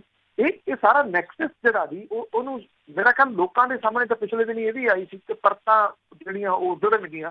ਮੈਂ ਤਾਂ ਉੱਧਰ ਵੀ ਲਿਖਿਆ ਸੀ ਪਰਤਾਂ ਕਿਹੜੀਆਂ, ਲੋਕਾਂ ਨੂੰ ਤਾਂ ਕੱਲੀ ਗੱਲ ਦਾ ਪਤਾ ਵੀ ਕੌਣ ਲੋਕ ਸੀਗੇ। ਹਾਂ, ਇੰਨਾ ਜ਼ਰੂਰ ਆ, ਇਸ ਜਾਂਚ ਦੇ ਵਿੱਚ ਜਿਹੜਾ ਸਭ ਤੋਂ ਗੰਭੀਰ ਗੱਲ ਹੈ ਉਹ ਇਹ ਵੇਖਣ ਵਾਲੀ ਹੈ ਕਿ ਬਹਿਬਲ ਕਲਾਂ ਗੋਲੀ ਕਾਂਡ ਦੇ ਉੱਤੇ ਸਾਰੀ SIT ਦੀ ਜਾਂਚ ਕੇਂਦਰਿਤ ਹੋ ਕੇ ਰਹਿ ਗਈ ਆ। ਗੁਰੂ ਗ੍ਰੰਥ ਸਾਹਿਬ ਦੀ ਬੇਅਦਬੀ ਵਾਲਾ ਮੁੱਦਾ ਜਿਹੜਾ ਜੀ ਉਹ ਇਹਦੇ ਵਿੱਚੋਂ ਲਗਭਗ ਗਾਇਬ ਹੈ, ਕਿਉਂਕਿ ਜਦੋਂ ਗੁਰੂ ਗ੍ਰੰਥ ਸਾਹਿਬ ਦੀ ਬੇਅਦਬੀ ਦੀ ਗੱਲ ਆਉਂਦੀ ਹੈ ਤਾਂ ਉਹਦੇ ਵਿੱਚ ਇੱਕ ਵੱਡੇ ਪਰਿਵਾਰ ਦਾ ਨਾਮ ਆ ਜਾਂਦਾ ਤੇ ਇੱਕ ਵੱਡੇ ਡੇਰੇ ਵਾਲੇ ਦਾ ਨਾਮ ਜਿਹੜਾ ਜੀ ਆ ਜਾਂਦਾ। ਇਸ ਕਰਕੇ ਉਹਦੇ ਤੋਂ ਗੁਰੇਜ਼ ਕੀਤਾ ਜਾ ਰਿਹਾ ਤੇ ਲੈ ਦੇ ਕੇ ਬਹਿਬਲ ਕਲਾਂ ਗੋਲੀ ਕਾਂਡ ਇਸ ਸਭ ਕਾਸੇ ਦੇ ਵਿੱਚ ਉਹ ਚੀਜ਼ ਜਿਹੜੀ ਜੀ ਉਹ ਗਾਇਬ ਆ ਜੀ। ਬਹਿਬਲ ਕਲਾਂ ਗੋਲੀ ਕਾਂਡ ਹੋਇਆ ਕਿਉਂ? ਉਹ ਤਾਂ ਹੋਇਆ ਕਿ ਗੁਰੂ ਗ੍ਰੰਥ ਸਾਹਿਬ ਦੀ ਬੇਅਦਬੀ ਹੋਈ ਸੀ ਤੇ ਲੋਕ ਉਸ ਬੇਅਦਬੀ ਦੇ ਰੋਸ ਵਜੋਂ ਸੜਕਾਂ ਤੇ ਗਏ। ਪਰ ਸਹੀ ਗੱਲ ਹੈ, ਭੁੱਲ ਗਏ, ਕੋਈ ਨਾਂ ਹੀ ਨਹੀਂ ਲੈਂਦਾ ਇਸ ਵੇਲੇ। ਤੇ ਅੱਗੇ ਗੱਲ ਕਰਦੇ ਹਾਂ ਕਾਂਗਰਸ ਦੇ ਕੱਟ ਆਫ ਪਲੇਸ ਦੀ। ਕਦੀ ਕੋਈ ਝੰਡਾ ਚੱਕ ਲੈਂਦਾ, ਕਦੀ ਕੋਈ ਝੰਡਾ ਚੱਕ ਲੈਂਦਾ ਆ। ਤੇ ਹੁਣ ਸ਼ਮਸ਼ੇਰ ਦੁੱਲੋ ਆਪਣਾ ਝੰਡਾ ਲੈ ਕੇ ਆਏ ਕੈਪਟਨ ਦੇ ਖਿਲਾਫ। ਬਿਲਕੁਲ ਜੀ, ਪ੍ਰਤਾਪ ਸਿੰਘ ਬਾਜਵਾ ਤੋਂ ਬਾਅਦ ਹੁਣ ਇਹ ਵੀ ਰਾਜ ਸਭਾ ਦੇ ਮੈਂਬਰ ਕਾਂਗਰਸ ਦੇ ਸਾਬਕਾ ਪ੍ਰਧਾਨ ਸ਼ਮਸ਼ੇਰ ਸਿੰਘ ਦੁੱਲੋ ਹੋਰੀ, ਉਹਨਾਂ ਨੇ ਵੀ ਚਿੱਠੀ ਲਿਖ ਕੇ ਜਿਹੜਾ ਜੀ ਉਹ ਕੈਪਟਨ ਅਮਰਿੰਦਰ ਸਿੰਘ ਹੋਰਾਂ ਨੂੰ ਸਵਾਲ ਜਿਹੜੇ ਜੀ ਉਹ ਦਾਗ ਦਿੱਤਾ। ਸਿਆਸੀ ਤੌਰ ਦੇ ਉੱਤੇ ਲੰਮਾ ਸਮਾਂ ਚੁੱਪ ਰਹਿਣ ਤੋਂ ਬਾਅਦ ਉਹਨਾਂ ਨੇ ਮੁੱਖ ਮੰਤਰੀ ਨੂੰ ਘੇਰਿਆ।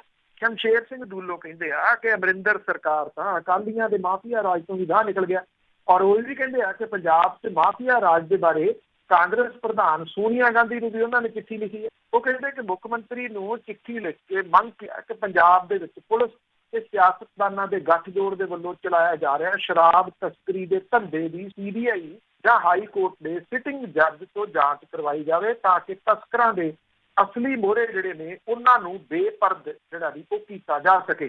ਸ਼ਮਸ਼ੇਰ ਸਿੰਘ ਦੁੱਲੋ ਹੋਰੀ ਇਹ ਕਹਿੰਦੇ ਆ ਕਿ ਅਕਾਲੀ ਗੱਠਜੋੜ ਦੇ ਸਮੇਂ ਮਾਫੀਆ ਨੇ ਜਿਹੜੀ ਲੁੱਟ ਮਚਾਈ ਸੀ ਉਹਦੇ ਉੱਤੇ ਪਰਦੇ ਪਾਏ ਗਏ। ਗੁਟਕਾ ਸਾਹਿਬ ਦੀ ਸਹੁੰ ਚੁੱਕਣ ਕਰਕੇ ਲੋਕਾਂ ਨੇ ਕੈਪਟਨ ਅਮਰਿੰਦਰ ਸਿੰਘ ਤੇ ਭਰੋਸਾ ਕਰ ਲਿਆ, ਪਰ ਉਹ ਝੂਠੇ ਸਾਬਤ ਹੋਏ। ਉਹ ਕਹਿੰਦੇ ਕਿ ਸ਼ਰਾਬ ਤਸਕਰੀ ਦੀ ਜਾਂਚ ਲਈ ਜਿਹੜੀ SIT ਬਣਾਈ ਗਈ ਆ ਉਹ ਖਾਨਾਪੂਰ ਹੈ। ਉਹ ਕਹਿੰਦੇ ਟੀਮ ਦਾ ਮੁਖੀ ਸੁੱਖ ਸਰਕਾਰੀਆ ਨੂੰ ਲਾਇਆ ਗਿਆ। ਸ਼ਮਸ਼ੇਰ ਸਿੰਘ ਦੁੱਲੋ ਕਹਿੰਦੇ ਮੇਰੇ ਕੋਲੇ ਆਬਕਾਰੀ ਵਿਭਾਗ ਹੁੰਦਾ ਸੀ, ਬੇਅੰਤ ਸਿੰਘ ਹੋਰਾਂ ਦੇ ਸਰਕਾਰ ਦੇ ਸਮੇਂ ਆਬਕਾਰੀ ਮੰਤਰੀ ਸੀ। ਕਹਿੰਦੇ ਉਸ ਟਾਈਮ ਸੁੱਖ ਸਰਕਾਰੀਆ ਠੇਕੇਦਾਰ ਹੁੰਦਾ ਸੀ ਤੇ ਮੇਰੇ ਕੋਲੇ ਸ਼ਰਾਬ ਦੇ ਠੇਕਿਆਂ ਸੰਬੰਧੀ ਜਿਹੜਾ ਜੀ ਉਹ ਆਉਂਦਾ ਰਹਿੰਦਾ ਸੀ। ਇਸ ਕਰਕੇ ਕਹਿੰਦੇ ਜਿਹਦਾ ਸ਼ਰਾਬ ਦਾ ਕੰਮ ਹੈ ਉਹਨੂੰ ਤੁਸੀਂ ਨਕਲੀ ਸ਼ਰਾਬ ਜਿਹੜੀ ਹੈ ਉਹਦੀ SIT ਬਣਾ ਕੇ ਉਹਦਾ ਮੁਖੀ ਲਾਤਾ। ਉਹ ਕਹਿੰਦੇ ਜੀ ਮੁੱਖ ਮੰਤਰੀ ਜਿਹੜੇ ਆ ਜੀ ਉਹਨੂੰ ਸਭ ਪਤਾ ਹੈ ਕਿਉਂਕਿ ਆਬਕਾਰੀ ਵਿਭਾਗ ਉਹਨਾਂ ਦੇ ਕੋਲੇ ਆ ਕਿ ਇਹਦੇ ਵਿੱਚ ਤਸਕਰੀ ਜਿਹੜੀ ਆ ਜੀ ਵੱਡੇ ਪੱਧਰ ਦੇ ਉੱਤੇ ਹੋ ਰਹੀ ਆ। ਉਹ ਕਹਿੰਦੇ ਕਿ ਉਹ ਕਈ ਵਾਰੀ ਮੁੱਖ ਮੰਤਰੀ ਦੇ ਮਾਮਲੇ ਦੇ ਵਿੱਚ, ਇਹ ਮੁੱਖ ਮੰਤਰੀ ਹੋਰਾਂ ਦੇ ਧਿਆਨ ਦੇ ਵਿੱਚ ਇਹ ਮਾਮਲਾ ਲਿਆ ਚੁੱਕੇ ਆ। ਇਹ ਵੀ ਕਹਿੰਦੇ ਆ ਕਿ ਰੇਤ ਮਾਫੀਆ, ਇਹ ਵੀ ਮਾਈਨਿੰਗ ਵਿਭਾਗ ਵੀ ਕੈਪਟਨ ਅਮਰਿੰਦਰ ਸਿੰਘ ਹੋਰਾਂ ਕੋਲੇ ਆ, ਜਿਹੜਾ ਇਹ ਆਬਕਾਰੀ ਵਿਭਾਗ ਹੈ ਉਹ ਵੀ ਉਹਨਾਂ ਦੇ ਕੋਲੇ ਆ। ਕਹਿੰਦੇ ਉਹ ਮੰਨ ਵੀ ਚੁੱਕੇ ਆ, ਜੇ ਨਾ ਮੰਨਦੇ ਕਹਿੰਦੇ ਤਸਕਰੀ ਨੂੰ, ਤੇ ਫਿਰ ਉਹਨਾਂ ਨੂੰ SIT ਬਣਾਉਣ ਦੀ ਕੀ ਲੋੜ ਸੀ। SIT ਤਾਂ ਬਣਾਈ ਆ ਕਿ ਉਹਨਾਂ ਨੂੰ ਪਤਾ ਹੈ ਕਿ ਇਹ ਤਸਕਰੀ ਜਿਹੜੀ ਆ ਉਹ ਹੋ ਰਹੀ ਆ ਔਰ ਲਗਾਤਾਰ ਜਿਹੜੀ ਆ ਉਹ ਹੋ ਰਹੀ ਹੈ। ਜਦੋਂ ਇਹ ਜਿਹੜਾ ਜੀ ਇਹ ਚੱਲ ਰਿਹਾ ਸੀ ਤਾਂ ਇੱਕ ਵਾਰੀ ਕਾਂਗਰਸੀ ਆਗੂ ਨੇ ਕਿਹਾ ਸੀਗਾ ਕਿ ਹਾਲਾਤ ਇਹ ਬਣ ਜਾਣਗੇ ਕਿ ਲੋਕ ਇਹ ਕਿਆ ਕਰਨਗੇ ਕਿ ਇਹਦੇ ਨਾਲੋਂ ਯਾਰ ਬਾਦਲ ਹੀ ਚੰਗੇ ਸੀਗੇ। ਉਹ ਗੱਲ ਕਿਸੇ ਹੋਰ ਨੇ ਨਹੀਂ, ਹੁਣ ਸ਼ਮਸ਼ੇਰ ਦੂਲੋ ਹੋਣਾ ਨੇ ਜਿਹੜੀ ਦੀ ਉਹ ਕਹਿਤੀ ਕਿ ਗੱਠਜੋੜ ਸਰਕਾਰ ਦੇ ਵੇਲੇ ਜਿਹੜੀ ਲੁੱਟ ਮਚੀ ਸੀ ਉਹਦੇ ਉੱਤੇ ਪਰਦੇ ਪਾਏ ਗਏ ਔਰ ਇਸ ਵੇਲੇ ਉਹ ਕਹਿੰਦੇ ਕਿ ਜਿਹੜੇ ਹਾਲਾਤ ਇਹ ਬਣੇ ਪਏ ਆ ਕਿ ਇੰਨੇ ਮਾੜੇ ਹਾਲਾਤ ਮਾਸੀਏ ਦੇ ਅਕਾਲੀ ਰਾਜ ਦੇ ਸਮੇਂ ਨਹੀਂ ਜਿੰਨਾ ਖੁੱਲ ਕੇ ਇਸ ਵੇਲੇ ਉਹ ਜੀ ਬਿਲਕੁਲ ਬਹੁਤ ਮੰਦਾ ਹਾਲ ਆ। ਤੇ ਸਰੋਤੇ ਤੁਸੀਂ ਕਾਲ ਕਰ ਸਕੋਗੇ ਇੱਕ ਬ੍ਰੇਕ ਤੋਂ ਬਾਅਦ 4082725200। ਤੁਹਾਡਾ ਵੀ ਕੋਈ ਸਵਾਲ ਆ ਤੇ ਤੁਸੀਂ ਸਕੋਗੇ। ਅਖੀਰਲੇ ਸਵਾਲ ਵੱਲ ਚੱਲਦੇ ਹਾਂ। ਪ੍ਰਾਈਵੇਟ ਸਕੂਲਾਂ ਦੇ ਮਾਮਲੇ ਦੇ ਵਿੱਚ ਸੁਣਵਾਈ ਜਾਰੀ ਹੈ। ਬਿਲਕੁਲ ਜੀ, ਐਕਚੁਅਲੀ ਇਹ ਮਾਮਲਾ ਤੁਸੀਂ ਕਹ ਲਓ ਕਿ ਫੈਸਲੇ ਦੇ ਹੁਣ ਨੇੜੇ ਆ ਤੇ ਅੱਧ ਭੜਕ ਇਹਦੇ ਉੱਤੇ ਫੈਸਲਾ ਪੰਜਾਬ ਹਰਿਆਣਾ ਹਾਈ ਕੋਰਟ ਦਾ ਜਿਹੜਾ ਜੀ ਉਹ ਆ ਸਕਦਾ ਆ, ਜਾਂ ਇਹਨੂੰ ਅੱਗੇ ਜਿਹੜਾ ਜੀ ਉਹ ਕੁਛ ਪਾਇਆ ਜਾਂਦਾ, ਦੇਖਣਾ ਇਹੀ ਜਿਹੜਾ ਜੀ ਹੋਊਗਾ। ਪਰ ਹਰਿਆਣਾ ਦੇ ਪ੍ਰਾਈਵੇਟ ਸਕੂਲਾਂ ਦੀ ਫੀਸ ਵਸੂਲਣ ਦੇ ਸੰਬੰਧ ਦੇ ਵਿੱਚ ਜਿਹੜੀ Punjab and Haryana high court ਦੇ ਵਿੱਚ ਸੁਣਵਾਈ ਹੁੰਦੀ ਰਹੀ। ਕੱਲ੍ਹ ਵੀ ਜਿਹੜੀ ਸੁਣਵਾਈ ਹਾਈ ਕੋਰਟ ਨੇ ਇਹਦੇ ਉੱਤੇ ਸਖਤ ਟਿੱਪਣੀ ਕਰਦੇ ਹੋਏ ਇਹ ਗੱਲ ਕਹੀ ਆ ਕਿ 3 ਮਹੀਨਿਆਂ ਦੀ ਨਾ ਮਿਲਣ ਕਰਕੇ ਜੇ ਕੋਈ ਵਾਕਿਆ ਹੀ ਸਕੂਲ ਚਲਾਉਣ ਦੇ ਵਿੱਚ ਮੁਸ਼ਕਲ ਮਹਿਸੂਸ ਕਰ ਰਿਹਾ ਤੇ ਇਦਾਂ ਦੇ ਸਕੂਲਾਂ ਨੂੰ ਬੰਦ ਕਰ ਦੇਣਾ ਚਾਹੀਦਾ। ਇਹ ਬੜੀ ਗੰਭੀਰ ਟਿੱਪਣੀ ਹੈ। ਉਹ ਕਹਿੰਦੇ ਇੰਨਾ ਪੈਸਾ ਤੁਸੀਂ ਬਣਾ ਲਿਆ ਸਕੂਲਾਂ ਤੋਂ, 3 ਮਹੀਨੇ ਤੁਸੀਂ ਫੀਸਾਂ ਨਹੀਂ ਦੇ ਸਕਦੇ, ਸਕੂਲ ਨਹੀਂ ਚਲਾ ਸਕਦੇ। ਇਹ ਕਹਿੰਦੇ ਉਹ ਮਰ ਗਏ ਤੇ ਉਹ ਕਹਿੰਦੇ ਬੰਦ ਕਰ ਦਿਓ। ਫਿਰ ਸਕੂਲਾਂ ਦੇ ਵੱਲੋਂ ਜਿਹੜਾ ਉਹਨਾਂ ਦੇ ਜਿਹੜੇ ਪੇਰੈਂਟਸ ਨੇ ਉਹਨਾਂ ਦਾ ਪੱਖ ਨਾ ਸੁਣੇ ਜਾਣ ਦੀ ਮੰਗ ਦੇ ਉੱਤੇ ਅਦਾਲਤ ਨੇ ਕਿਹਾ ਕਿ ਜਿਹੜੇ ਲੋਕ ਇਸ ਫੈਸਲੇ ਤੇ ਸਭ ਤੋਂ ਜ਼ਿਆਦਾ ਪ੍ਰਭਾਵਿਤ ਹੋਣਗੇ ਉਹਨਾਂ ਦੀ ਗੱਲ ਕਿਉਂ ਨਾ ਸੁਣੀ ਜਾਵੇ। ਔਰ ਇਹ ਵੀ ਕਿਹਾ ਕਿ ਸਕੂਲਾਂ ਦੇ ਵੱਲੋਂ ਇਹ ਕਿਹਾ ਗਿਆ ਕਿ ਪੰਜਾਬ ਦੇ ਪ੍ਰਾਈਵੇਟ ਸਕੂਲਾਂ ਦੇ ਮਾਮਲੇ 'ਚ ਹਾਈ ਕੋਰਟ ਨੇ 70% ਫੀਸ ਵਸੂਲੇ ਜਾਣ ਦੇ ਜਿਹੜੇ ਪਿਛਲੇ ਆਦੇਸ਼ ਤੇ ਸੀਗੇ, ਹਰਿਆਣਾ ਦੇ ਸਕੂਲਾਂ ਦੇ ਵਾਸਤੇ ਵੀ ਇਸੇ ਤਰ੍ਹਾਂ ਦੇ ਆਦੇਸ਼ ਜਿਹੜੇ ਜੀ ਉਹ ਦਿੱਤੇ ਜਾਣ। ਹਾਈ ਕੋਰਟ ਨੇ ਇਹਦੇ ਉੱਤੇ ਕਿਹਾ ਕਿ ਜਿਹੜੇ ਪੇਰੈਂਟਸ ਨੇ ਉਹ ਪ੍ਰਭਾਵਿਤ ਪੱਖ ਹੈ ਸਭ ਤੋਂ ਵੱਡਾ, ਉਹਨਾਂ ਨੂੰ ਬਿਨਾਂ ਸੁਣੇ ਉਹ ਕਿਸੇ ਕਿਸਮ ਦੇ ਕੋਈ ਨਿਰਦੇਸ਼ ਜਿਹੜੇ ਉਹ ਨਹੀਂ ਦੇਣਗੇ। ਇਹਦੇ ਵੱਲੋਂ ਸਕੂਲਾਂ ਦੇ ਵੱਲੋਂ ਇਹ ਕਿਹਾ ਗਿਆ ਕਿ ਇਹ ਅਰਜੈਂਟ ਲਿਟੀਗੇਸ਼ਨ ਹੈ, ਇਹਦੀ ਛੇਤੀ ਸੁਣਵਾਈ ਜਿਹੜੀ ਦੀ ਉਹ ਕੀਤੀ ਜਾਵੇ। ਕੋਰਟ ਨੇ ਕਿਹਾ ਨਹੀਂ, ਇਹ ਕੋਈ ਅਰਜੈਂਟ ਨਹੀਂ ਹੈ, ਇਹ ਕਿਉਂਕਿ ਪੰਜਾਬ ਦਾ ਪੱਖ ਚੱਲ ਰਿਹਾ ਸੀ, ਇਹ ਹਰਿਆਣੇ ਦੇ ਸਕੂਲਾਂ ਵਾਲੇ ਜਿਹੜੇ ਵੀ ਉਹ ਆਪਣਾ ਪੱਖ ਲੈ ਕੇ ਆ ਗਏ, ਕਿਉਂਕਿ ਜਿਹੜਾ ਪੰਜਾਬ ਦੇ ਵਿੱਚੋਂ ਪੱਖ ਚੱਲ ਰਿਹਾ ਉਹਦਾ ਫੈਸਲਾ ਮੈਂ ਕਿਹਾ ਸੀਗਾ ਵੀ ਆਉਣ ਵਾਲਾ। ਇਸ ਮਾਮਲੇ ਦੇ ਉੱਤੇ ਹਰਿਆਣੇ ਵਾਲੇ ਮਾਮਲੇ ਦੇ ਉੱਤੇ ਅਦਾਲਤ ਦੀ ਤਰੀਕ ਜਿਹੜੀ ਜੀ ਉਹ 7 ਸਤੰਬਰ ਪਾਤੀ। ਜਿਹੜਾ ਵੀ ਫੈਸਲਾ ਪੰਜਾਬ ਦੇ ਵਾਸਤੇ ਆਊਗਾ ਉਹ ਹਰਿਆਣੇ ਦੇ ਉੱਤੇ ਆਟੋਮੈਟਿਕਲੀ ਜਿਹੜਾ ਜੀ ਉਹ ਲਾਗੂ ਹੋ ਜਾਣਾ। ਜਿਹੜੀਆਂ ਕੁਝ ਸੰਸਥਾਵਾਂ ਨੇ ਉਹਨਾਂ ਦੇ ਸਹਿਯੋਗ ਦੇ ਨਾਲ ਬੱਚਿਆਂ ਦੇ ਵੱਲੋਂ ਉਹਨਾਂ ਦਾ ਪੱਖ ਰੱਖਣ ਦਾ ਮੌਕਾ ਦੇਣ ਦੀ ਗੱਲ ਜਿਹੜੀ ਜੀ ਉਹ ਕੀਤੀ ਗਈ। ਔਰ ਹਰੇਕ ਪ੍ਰਾਈਵੇਟ ਸਕੂਲ ਨੂੰ ਹਰ ਸਾਲ ਆਡਿਟ ਬੈਲੈਂਸ ਸ਼ੀਟ ਜਿਹੜੀ ਆ ਜੀ ਉਹ ਸਿੱਖਿਆ ਵਿਭਾਗ ਦੇ ਵਿੱਚ ਜਮ੍ਹਾਂ ਕਰਵਾਉਣੀ ਹੁੰਦੀ ਹੈ, ਉਹ ਕਰਵਾ ਨਹੀਂ ਜਿਹੜਾ ਜੀ।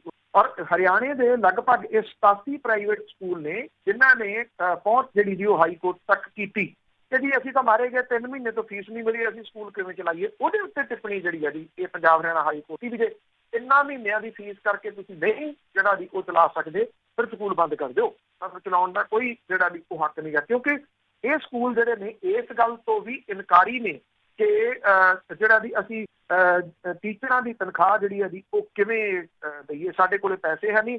ਦੂਜਾ ਇਸ ਗੱਲ ਤੋਂ ਨਾ ਕਰ ਰਹੇ ਆ ਜਿਹੜਾ ਇਹ ਕਿਹਾ ਗਿਆ ਸੀਗਾ ਕਿ ਤੁਸੀਂ ਆਪਣੀ ਪਿਛਲੇ ਸਾਲਾਂ ਦੇ ਵਿੱਚ ਕੀ ਕੁਝ ਕਮਾਇਆ ਉਹਦੀ ਜਾਣਕਾਰੀ ਸਕੂਲ ਦੀਆਂ ਵੈਬਸਾਈਟਾਂ ਦੇ ਉੱਤੇ ਪਾਓ, ਉਹ ਕੋਈ ਪਾਉਣ ਦੇ ਵਾਸਤੇ ਤਿਆਰ ਨਹੀਂ। ਜੀ ਬਹੁਤ ਵਧੀਆ ਜਵਾਬ ਮੰਗਿਆ ਜੀ। ਨਹੀਂ ਤਾਂ ਸਰੋਤਿਆਂ ਨੇ ਅਸੀਂ ਇੱਕ ਛੋਟੀ ਜਿਹੀ ਬ੍ਰੇਕ ਤੋਂ ਬਾਅਦ ਤੁਸੀਂ ਵੀ ਕਾਲ ਕਰਕੇ ਜੇ ਤੁਹਾਡਾ ਵੀ ਕੋਈ ਸਵਾਲ ਆ ਪੁੱਛ ਸਕਦੇ ਹੋ। 4082725200 408-172 ਦੇ ਕਾਲ ਕਰਕੇ ਕੋਈ ਵੀ ਸਕਦੇ ਆ। ਉਹਨੇ ਇੱਕ ਛੋਟੀ ਜਿਹੀ ਬ੍ਰੇਕ। ਪੰਜਾਬੀ ਰੇਡੀਓ USA ਸੁਣ ਰਹੇ ਸਾਰੇ ਸਰੋਤਿਆਂ ਦਾ ਸਵਾਗਤ ਕਰਦੇ। ਤੁਸੀਂ ਜੁੜੇ ਹੋ ਪੰਜਾਬੀ ਰੇਡੀਓ USA ਦੇ ਨਾਲ ਪ੍ਰੋਗਰਾਮ ਖਬਰ ਤੇ ਨਜ਼ਰ ਪ੍ਰੋਗਰਾਮ ਦੇ ਇਸ ਹਿੱਸੇ ਦੇ ਵਿੱਚ ਜੇ ਤੁਹਾਡਾ ਵੀ ਕੋਈ ਸਵਾਲ ਹੈ ਤੁਸੀਂ ਪੁੱਛ ਸਕਦੇ ਹੋ। 4082725200 408-272 ਤੇ ਕਾਲ ਕਰਕੇ ਕੋਈ ਵੀ ਸਵਾਲ ਪੁੱਛਣ ਲਈ ਕਾਲ ਕਰ ਸਕਦੇ ਹੋ। ਸਾਡੇ ਨਾਲ ਦੁਆਰਾ ਜੁੜ ਚੁੱਕੇ ਨੇ ਬਲਤੇਜ ਪੰਨੂ, ਸਤਿ ਸ਼੍ਰੀ ਅਕਾਲ, ਸਵਾਗਤ ਹੈ ਜੀ। ਸਤਿ ਸ਼੍ਰੀ ਅਕਾਲ, ਧੰਨਵਾਦ ਜੀ। ਇਹ ਕਾਲਸ ਤੁਹਾਡੀਆਂ ਲੈਂਦੇ ਆ, ਤੁਸੀਂ ਜੁੜੇ ਹੋਏ ਹੋ, ਵਾਰੀ ਤੁਹਾਡੇ ਨਾਲ ਗੱਲਬਾਤ ਕਰਦੇ ਆ। ਸਾਡੇ ਨਾਲ ਜੁੜੇ ਹੋਏ ਨੇ ਅਮਰਜੀਤ ਸਿੰਘ ਜੀ। ਸਤਿ ਸ਼੍ਰੀ ਅਕਾਲ ਬਲਵਿੰਦਰ ਭੈਣ ਜੀ, ਸਤਿ ਸ਼੍ਰੀ ਅਕਾਲ ਪਨੂ ਸਾਹਿਬ ਜੀ। ਸਤਿ ਸ਼੍ਰੀ ਅਕਾਲ। ਮੇਰਾ ਇੱਕ ਸਵਾਲ ਸੀ, ਪਲੀਜ਼ ਦੱਸਣਾ ਕਿ ਜਿਹੜੇ ਜਾਰਜ ਫਲਾਇਡ ਅਮਰੀਕਾ ਦੇ ਪੁਲਿਸ ਵਾਲੇ ਇੱਥੋਂ ਮਾਰਿਆ ਗਿਆ ਸੀ, ਇਹਦੇ ਹੱਕ ਦੇ ਵਿੱਚ ਭਾਰਤ ਵਿੱਚ ਜਾਂ ਆਪਣੇ ਭਾਰਤੀ ਉਪ ਮਹਾਂਦੀਪ ਵਿੱਚ ਵੀ ਕਿਤੇ ਮੁਜ਼ਾਹਰੇ ਹੋਏ ਆ ਜਾਂ ਨਹੀਂ? ਜੇ ਹੋਏ ਆ ਤਾਂ ਪਲੀਜ਼ ਦੱਸੋ ਕਿੱਥੇ ਕਿੱਥੇ ਹੋਏ ਆ। Thank you. ਨਹੀਂ, ਇਸ ਖਿੱਤੇ ਦੇ ਵਿੱਚ ਭਾਰਤ ਦੇ ਵਿੱਚ ਤਾਂ ਕਿਸੇ ਜਗ੍ਹਾ ਦੇ ਵਿੱਚ ਕੋਈ ਮੁਜ਼ਾਹਰੇ ਜਿਹੜੇ ਦੀ ਉਹਦੇ ਹੱਕ ਵਿੱਚ ਨਹੀਂ ਹੋਏ। ਪੂਰੇ ਮੁੱਚੇ ਮੁਲਕ ਦੇ ਵਿੱਚੋਂ ਕੋਈ ਖਬਰ ਜਿਹੜੀ ਦੀ ਨਹੀਂ ਗੀ। ਬਿਆਨ ਬੂਨ ਇੱਕ ਦੋ ਜਿਹੜੇ ਦੀ ਜਾਰੀ ਹੋਏ ਜਾਂ ਖਬਰਾਂ ਦੇ ਰੂਪ ਦੇ ਵਿੱਚ ਤਾਂ ਬਹੁਤ ਵੱਡੀਆਂ ਖਬਰਾਂ ਨੇ, ਪਰ ਜਿਹੜੀ ਤੁਸੀਂ ਮੁਜ਼ਾਹਰਿਆਂ ਵਾਲੀ ਗੱਲ ਕਰਦੇ ਹੋ, ਨਹੀਂ, ਉਹ ਨਹੀਂ, ਇੱਥੇ ਨਹੀਂ ਹੋਈ। ਬਿਲਕੁਲ ਜੀ, ਉੱਥੇ ਮੁਜ਼ਾਹਰੇ ਕੀ ਹੋਣੇ? ਉੱਥੇ ਤਾਂ ਪੁਲਿਸ ਵੈਸੇ ਹੀ ਪਾੜ ਕੇ ਰੱਖਦੀ ਬੰਦਿਆਂ ਨੂੰ, ਉੱਥੇ ਲੋਕੀ ਨਹੀਂ ਮੁਜ਼ਾਹਰੇ ਕਰਦੇ, ਬੋਲਦੇ। ਅਵਤਾਰ ਸਿੰਘ। ਬਲਵਿੰਦਰ ਭੈਣ ਜੀ ਤੇ ਪੰਨੂ ਸਾਹਿਬ ਜੀ, ਵਾਹਿਗੁਰੂ ਜੀ ਕਾ ਖਾਲਸਾ, ਵਾਹਿਗੁਰੂ ਜੀ ਕੀ ਫਤਿਹ। ਪੰਨੂ ਸਾਹਿਬ, ਮੇਰਾ ਸਵਾਲ ਆ, ਮੈਂ ਸੁਣ ਰਿਹਾ ਸੀ ਖਬਰਾਂ 'ਚ ਰੇਲਵੇ ਲਾਈਨ ਦਾ ਵੀ ਠੇਕਾ ਜਿਹੜਾ ਚਾਈਨਾ ਦੀ ਕੰਪਨੀ ਨੂੰ ਦਿੱਤਾ ਹੈ, ਤੇ ਇੱਕ ਕੋਈ ਥਰਮਲ ਪਲਾਂਟ ਵੀ ਬਿਜਲੀ ਵਾਲਾ, ਉਹ ਵੀ ਚਾਈਨਾ ਦੇ ਸਮਾਨ ਨਾਲ ਬਣਿਆ। ਕੋਈ ਪਾਰਟ ਵੀ ਆਉਣਾ ਹੋਵੇ ਚਾਈਨਾ ਤੋਂ, ਰਿਪੇਅਰ ਕਰਨੀ ਹੋਵੇ ਚਾਈਨਾ ਤੋਂ, ਤੇ ਇੰਡੀਆ ਦੇ ਵਿੱਚ ਕੋਈ ਏਦਾਂ ਦੀ ਕੰਪਨੀ, ਕੋਈ ਇੰਜੀਨੀਅਰ ਹੈ ਹੀ ਨਹੀਂ ਜਿਹੜੇ ਇੰਡੀਆ ਦੇ ਵਿੱਚ ਸਾਰਾ ਕੁਝ ਕਰ ਸਕਣ। ਇਹ ਸਵਾਲ ਹੈ ਜੀ ਭੈਣ ਜੀ, ਸੁਣ ਲੈਣ ਦਿਓ ਮੇਰਾ ਜੀ। ਕੱਲਾ ਇੰਡੀਆ ਹੀ ਕਿਉਂ ਜੀ, ਦੁਨੀਆ ਦੇ ਕਿੰਨੇ ਮੁਲਕ ਨੇ ਜਿਹੜੇ ਇੰਡੀਆ ਵਾਲੀ ਸਥਿਤੀ ਦੇ ਵਿੱਚ ਨੇ। ਮੈਂ ਕੈਨੇਡਾ ਨੂੰ ਦੇਰ ਤੋਂ ਜਾਣਦਾ, ਜਿੰਨੀ ਮੈਨੂਫੈਕਚਰਿੰਗ ਉੱਥੇ ਹੁੰਦੀ ਸੀ ਸਾਰੀ ਬੰਦ ਹੋ ਗਈ। ਅਮਰੀਕਾ ਦੇ ਵਿੱਚ ਵੀ ਇਹੀ ਹਾਲਾਤ ਨੇ, ਚਾਹੇ ਬੜਕਾ ਮਾਰਨ ਨੂੰ ਕੋਈ ਜਿਹੜਾ ਦੀ ਉਹ ਮਾਰੀ ਚੜੇ। ਇਹ ਸਾਰੇ ਮੁਲਕਾਂ ਨੇ ਜਿਹੜੇ ਆਂਡੇ ਨੇ ਉਹ ਇੱਕ ਟੋਕਰੀ ਦੇ ਵਿੱਚ ਜਿਹੜਾ ਉਹ ਰੱਖ ਦਿੱਤੇ ਆ, ਰੱਖੇ ਹੋਏ ਆ ਜੀ। ਇਹ ਕੱਢ ਸਕਣੇ ਏਡੇ ਸੌਖੇ ਨਹੀਂ ਹੋਣਗੇ ਜੀ, ਜਿੱਡਾ ਸੌਖਾ ਇਹ ਕਿਹਾ ਜਾ ਰਿਹਾ। ਇਹ ਬਿਲਕੁਲ ਠੀਕ ਹੈ ਜੀ। ਜਿਹੜਾ ਇੱਥੇ ਤਲਵੰਡੀ ਸਾਬੋ ਜਿਹੜਾ ਪਲਾਂਟ ਹੈ, ਉਹ ਥਰਮਲ ਪਲਾਂਟ ਜਿਹੜਾ ਉਹ A to Z ਜਿਹੜਾ ਜੀ ਚਾਈਨੀਜ਼ ਟੈਕਨੋਲੋਜੀ ਦੇ ਨਾਲ ਬਣਿਆ ਹੋਇਆ। ਜੇ ਕੋਈ ਜਿਹੜਾ ਉਹਦਾ ਪਾਰਟ ਵੀ ਚਾਹੀਦਾ ਹੋਵੇ ਉਹ ਚਾਈਨਾ ਤੋਂ ਆਊਗਾ। ਚਾਈਨੀਜ਼ ਹੀ ਜਿਹੜੇ ਜੀ ਉਹਨੂੰ ਰਨ ਕਰਦੇ ਆ। ਇੱਕ ਠੇਕਾ ਥੋੜੀ ਹੈ ਜੀ, 70% ਦੇ ਕਰੀਬ ਜਿਹੜਾ ਜੀ ਉਹ ਮੁਲਕ ਜਿਹੜਾ ਉਹ ਚਾਈਨਾ ਦੇ ਸਿਰ ਦੇ ਉੱਤੇ ਚੱਲ ਰਿਹਾ। ਮੈਂ ਫੇਰ ਕਹੂੰਗਾ ਜੀ ਕਿ ਇਕੱਲੇ ਭਾਰਤ ਦੀ ਗੱਲ ਨਹੀਂ ਹੈ ਜੀ, ਇਹ ਐਵੇਂ ਇੱਥੋਂ ਦਾ ਰੌਲਾ ਜਿਹੜਾ ਜੀ ਉਹ ਜ਼ਿਆਦਾ ਪੈ ਰਿਹਾ ਸਰਹੱਦ ਦੇ ਉੱਤੇ ਤਣਾਅ ਕਰਕੇ। ਕੈਨੇਡਾ ਵਰਗੇ ਮੁਲਕ ਦੇ ਵਿੱਚ ਮੈਨੂਫੈਕਚਰਿੰਗ ਬੰਦ ਹੋ ਗਈ ਸੀ, ਸਾਰੀ ਦੀ ਸਾਰੀ ਚਾਈਨਾ ਤੋਂ ਜਿਹੜੀ ਉਹ ਆਉਂਦੀ ਆ। ਹੁਣ ਆਉਂਦੇ ਸਮੇਂ ਦੇ ਦੌਰਾਨ ਇਹ ਮੁਲਕ ਕਿਹੜੇ ਤਰੀਕੇ ਦੇ ਨਾਲ ਕਰਦੇ ਆ, ਸੋਚਦੇ ਆ। ਇੱਥੇ ਹੈਗੇ ਆ ਜਿਹੜੇ ਆ ਫੋਨ ਤੋੜੀ ਜਾਂਦੇ ਆ, ਕੋਈ TV ਜਿਹੜਾ ਦੀ ਉਹ ਤੋੜੀ ਜਾਂਦੇ। ਇਹ ਗੱਲ ਭੁੱਲ ਕੇ ਕਿ ਜਿਹੜੀਆਂ ਦਵਾਈਆਂ ਨੇ, ਦਵਾਈਆਂ ਦੇ ਵਾਸਤੇ ਜਿਹੜਾ ਰॉ ਮਟੀਰੀਅਲ ਆ ਉਹ 70% ਦੇ ਕਰੀਬ ਜਿਹੜਾ ਦੀ ਰॉ ਮਟੀਰੀਅਲ ਦਵਾਈਆਂ ਬਣਾਉਣ ਦੀ ਚਾਈਨਾ ਤੋਂ ਆਉਂਦਾ ਜੀ। ਤੁਸੀਂ ਕਿਹੜੇ ਤਰੀਕੇ ਦੇ ਨਾਲ ਇਹ ਸਾਰਾ ਕੁਝ ਤੋੜ ਲਓਗੇ? ਜੇ ਤੋੜੋਗੇ ਤਾਂ ਫਿਰ ਜਾਓਗੇ ਕਿੱਧਰ? ਇਹ ਵੱਡਾ ਜਿਹੜਾ ਜੀ ਉਹ ਸਵਾਲ ਆ। ਉਹਨੇ ਇਸ ਤਰੀਕੇ ਦੇ ਨਾਲ ਕਾਬੂ ਕਰ ਲਈ ਹੋਈ ਦੁਨੀਆ ਦੀ ਜਿਹੜੀ ਇਕੋਨਮੀ ਆ ਉਹ ਚਾਈਨਾ ਦੇ ਹੱਥਾਂ ਦੇ ਵਿੱਚ ਹੈ। ਇਹ ਮੰਨਣ ਵਾਲੀ ਗੱਲ ਹੈ, ਕੋਈ ਪਤਾ ਨਹੀਂ ਇਹਨੂੰ ਕੋਈ ਸੀਰੀਅਸਲੀ ਲਵੇ ਜਾਂ ਨਾ ਲਵੇ, ਇਹ ਰਿਐਲਿਟੀ ਹੈ। ਬਿਲਕੁਲ ਜੀ। ਬਾਕੀ ਦੇਸ਼ਾਂ ਦੇ ਤਾਂ ਝੰਡੇ ਵੀ ਉੱਥੋਂ ਹੀ ਬਣ ਕੇ ਆਉਂਦੇ ਹੈਗੇ ਆ, ਕੁਛ ਨਹੀਂ ਹੈਗਾ ਕੰਟਰੀਆਂ ਦੇ ਕੋਲ। ਸੋਹਣ ਸਿੰਘ ਜੀ। ਹੈਲੋ ਸਾਹਿਬ, ਸਤਿ ਸ੍ਰੀ ਅਕਾਲ। ਸਤਿ ਸ਼੍ਰੀ ਅਕਾਲ ਜੀ। ਸਤਿ ਸ਼੍ਰੀ ਅਕਾਲ ਜਨਾਬ। ਜਿਹੜੇ ਤੁਸੀਂ ਗੱਲ ਵੀ ਇਹਦੇ ਹੱਥ ਵਿੱਚ ਦੇਤਾ ਬਠਿੰਡਾ ਏਰੀਆ, ਇਹ ਵੀ ਜ਼ਿਆਦਾ ਕੋਈ ਗੱਲ ਨਹੀਂ, ਠੀਕ ਹੈ, ਦੇਣੀ ਚਾਹੀਦੀ। ਇਹਨਾਂ ਵਿਚਾਰੇ ਕਹਿੰਦੇ ਹੁਣ ਪੁੜੇ ਨੂੰ ਵੇਚ, ਪਹਿਲਾਂ ਇਹਨਾਂ ਗਰੀਬਾਂ ਨੂੰ ਪੁੱਛਿਆ ਜਾਂਦਾ ਉਹਦੀ ਵਾਪਸ ਲੈ। ਸਰਕਾਰ ਅਕਾਲੀ ਤੇ ਕਾਂਗਰਸ ਇੱਕੋ ਹੀ ਰਲ ਮਿਲ ਕੇ ਸਾਰੇ ਕੁੱਟ ਜਾਂਦੇ ਆ। ਉਹ ਜਿਹੜਾ ਨਵਾਂ ਉਹ ਜੀ, ਥੈਂਕ ਯੂ। ਦੇਖੋ ਨਵਾਂ ਤਾਂ ਆਉਣ ਦੇ ਚਾਂਸਸ ਕਿੱਥੋਂ ਜਿਹੜਾ ਦੀ ਉਹ ਲੱਗਦੇ ਆ? ਇਹ ਤੁਹਾਨੂੰ ਲੱਗਦਾ ਕਿ ਬਦਲਾਓ ਇਹ ਲੋਕ ਜਿਹੜਾ ਦੀ ਕਰ ਲੈਣਗੇ ਜਿਹੜੇ ਬੋਲਣੋਂ ਹੀ ਹਟ ਗਏ? ਮੈਨੂੰ ਨਹੀਂ ਲੱਗਦਾ ਕਿ ਇਹ ਬਹੁਤਾ ਜਿਹੜਾ ਦੀ ਉਹ ਬਦਲਾਓ ਕਰ ਸਕਣਗੇ। ਇਹ ਲੋਕ ਲੁੱਟ ਹੁੰਦੇ ਰਹੇ ਆ, ਇਹ ਲੋਕ ਲੁੱਟ ਹੋ ਰਹੇ ਆ ਇਸ ਵੇਲੇ ਵੀ ਜਿਹੜਾ ਦੀ। ਔਰ ਕਿਹੜਾ ਗਰੀਬਾਂ ਨੂੰ ਕੌਣ ਜਿਹੜਾ ਦੀ ਉਹ ਪੁੱਛੂਗਾ? ਤੁਸੀਂ ਦੇਖੋ, ਜਿਹੜੀ ਜ਼ਮੀਨ ਦਾ ਅੱਜ ਮੇਰੀ ਜਾਚੇ ਜਿੰਨਾ ਮੈਨੂੰ ਪਤਾ ਬਠਿੰਡੇ ਦਾ ਜਾਂ ਜਿੱਥੇ ਇਹ 1764 ਏਕੜ ਹੈ, ਇਹਦਾ ਮੁੱਲ ਹੀ ਕੋਈ ਨਹੀਂ ਗਾ। ਮੁੱਲ ਤਾਂ ਇੱਕ ਲਿਮਿਟ ਤੱਕ ਹੁੰਦਾ ਨਾ ਜੀ, ਜਦੋਂ ਲਿਮਿਟ ਤੋਂ ਉੱਪਰ ਜਿਹੜਾ ਉਹ ਚੱਲਦੇ ਫਿਰ ਤਾਂ ਮੁੱਲ ਹੀ ਕੋਈ ਨਹੀਂ। ਉਹ ਜਿਹੜੀ ਚੀਜ਼ ਦਾ ਮੁੱਲ ਹੀ ਹੈ ਨਹੀਂਗਾ, ਉਹ ਗਰੀਬਾਂ ਨੂੰ ਵਾਪਸ ਕੋਈ ਸਰਕਾਰ ਜਿਹੜੀ ਉਹ ਦੇ ਦੂਗੀ। ਮੈਂ ਉਹਦੇ 'ਚ ਦੱਸਿਆ ਸੀਗਾ ਵੀ 80% ਪਾਵਰ ਮਹਿਕਮੇ ਦਾ, 20% ਉਹਦੇ 'ਚ ਪੂਡਾ ਦਾ। ਇਹ ਤਾਂ ਕਾਗਜ਼ਾਂ ਦੇ ਵਿੱਚ ਹੋਇਆ ਨਾ ਕੰਟਰੈਕਟ। ਇਹਦੇ ਵਿੱਚ ਲੀਡਰਾਂ ਦਾ ਕਿੰਨਾ? ਇਹਦੇ 'ਚੋਂ ਮਣਾ ਮੂੰਹੀ ਪੈਸਾ ਜਿਹੜਾ ਦੀ ਉਹ ਲੀਡਰਾਂ ਨੇ ਬਣਾਉਣਾ। ਅਰਬਾਂ ਖਰਬਾਂ ਦੇ ਹਿਸਾਬ ਦੇ ਨਾਲ ਇਹਦੇ ਵਿੱਚੋਂ ਪੈਸਾ ਜਿਹੜਾ ਦੀ ਉਹ ਬਣਾਉਣਾ ਲੀਡਰਾਂ ਨੇ।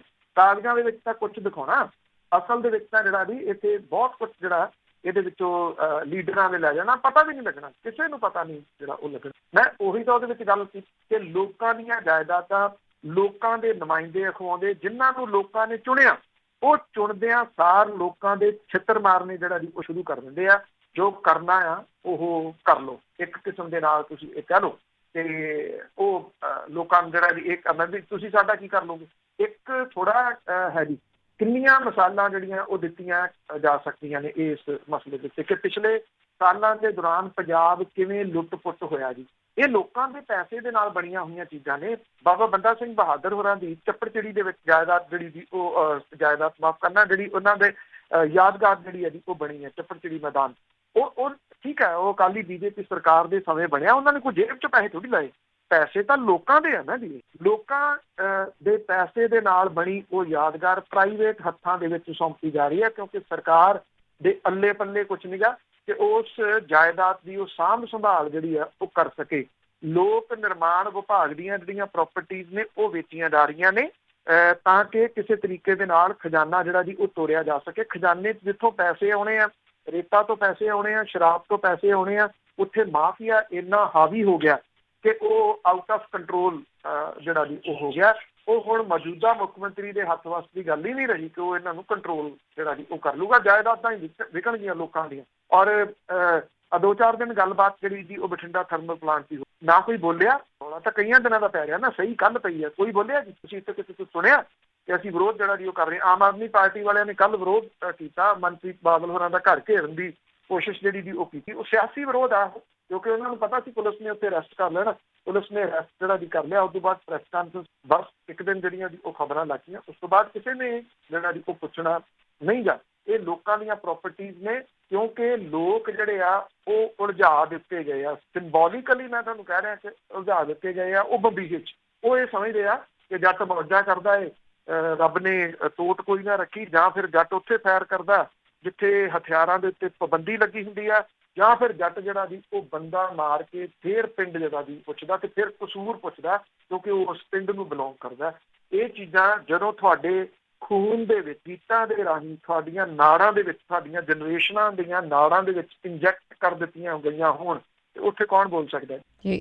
ਜੋਗਾ ਸਿੰਘ ਜੀ। ਸਤਿ ਸ਼੍ਰੀ ਅਕਾਲ।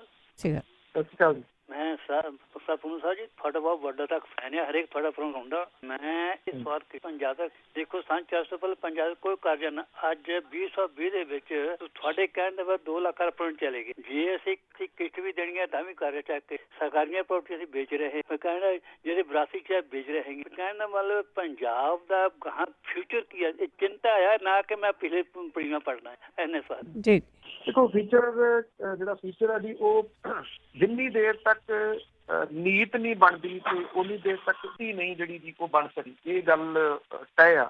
ਨੀਤ ਹੈ ਨਹੀਂ ਗੀ ਕਿਉਂਕਿ ਨੀਤ ਕੀ ਆ ਕਿ ਕਿੰਨਾ ਲੁੱਟ ਲਿਆ ਤੇ ਕਿੰਨਾ ਜਿਹੜਾ ਜੀ ਉਹ ਲੁੱਟ ਲਈਏ।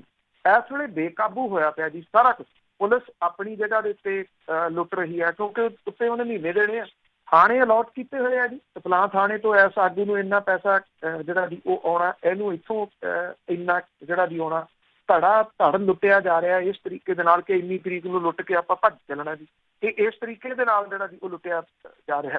ਫਿਊਚਰ ਕੀ ਆ? ਫਿਊਚਰ ਹੁੰਦਾ ਜੀ ਜਿਹੜੀਆਂ ਅਗਲੀਆਂ ਪੀੜ੍ਹੀਆਂ, ਅਗਲੀਆਂ ਨਸਲਾਂ ਫਿਊਚਰ ਹੁੰਦੀਆਂ ਨੇ ਕਿ ਜਿਹੜੇ ਭਵਿੱਖ ਦੇ ਨੇਤਾ, ਭਵਿੱਖ ਦੇ ਸਾਂਭਣ ਵਾਲੇ ਜਿਹੜੇ ਜੀ ਉਹ ਬਹੁਤੇ ਇੱਥੋਂ ਚਲੇ ਗਏ, ਦੂਜੇ ਮੁਲਕਾਂ ਵੱਲ ਨੂੰ ਚਲੇ ਗਏ। ਆ ਇੱਕ ਵੀਡੀਓ ਕੱਲ ਦੀ ਹੋਰ ਵਾਇਰਲ ਹੋਈ ਆ, ਉਹ ਬਰੈਂਪਟਨ ਦੀ ਵੀਡੀਓ ਆ।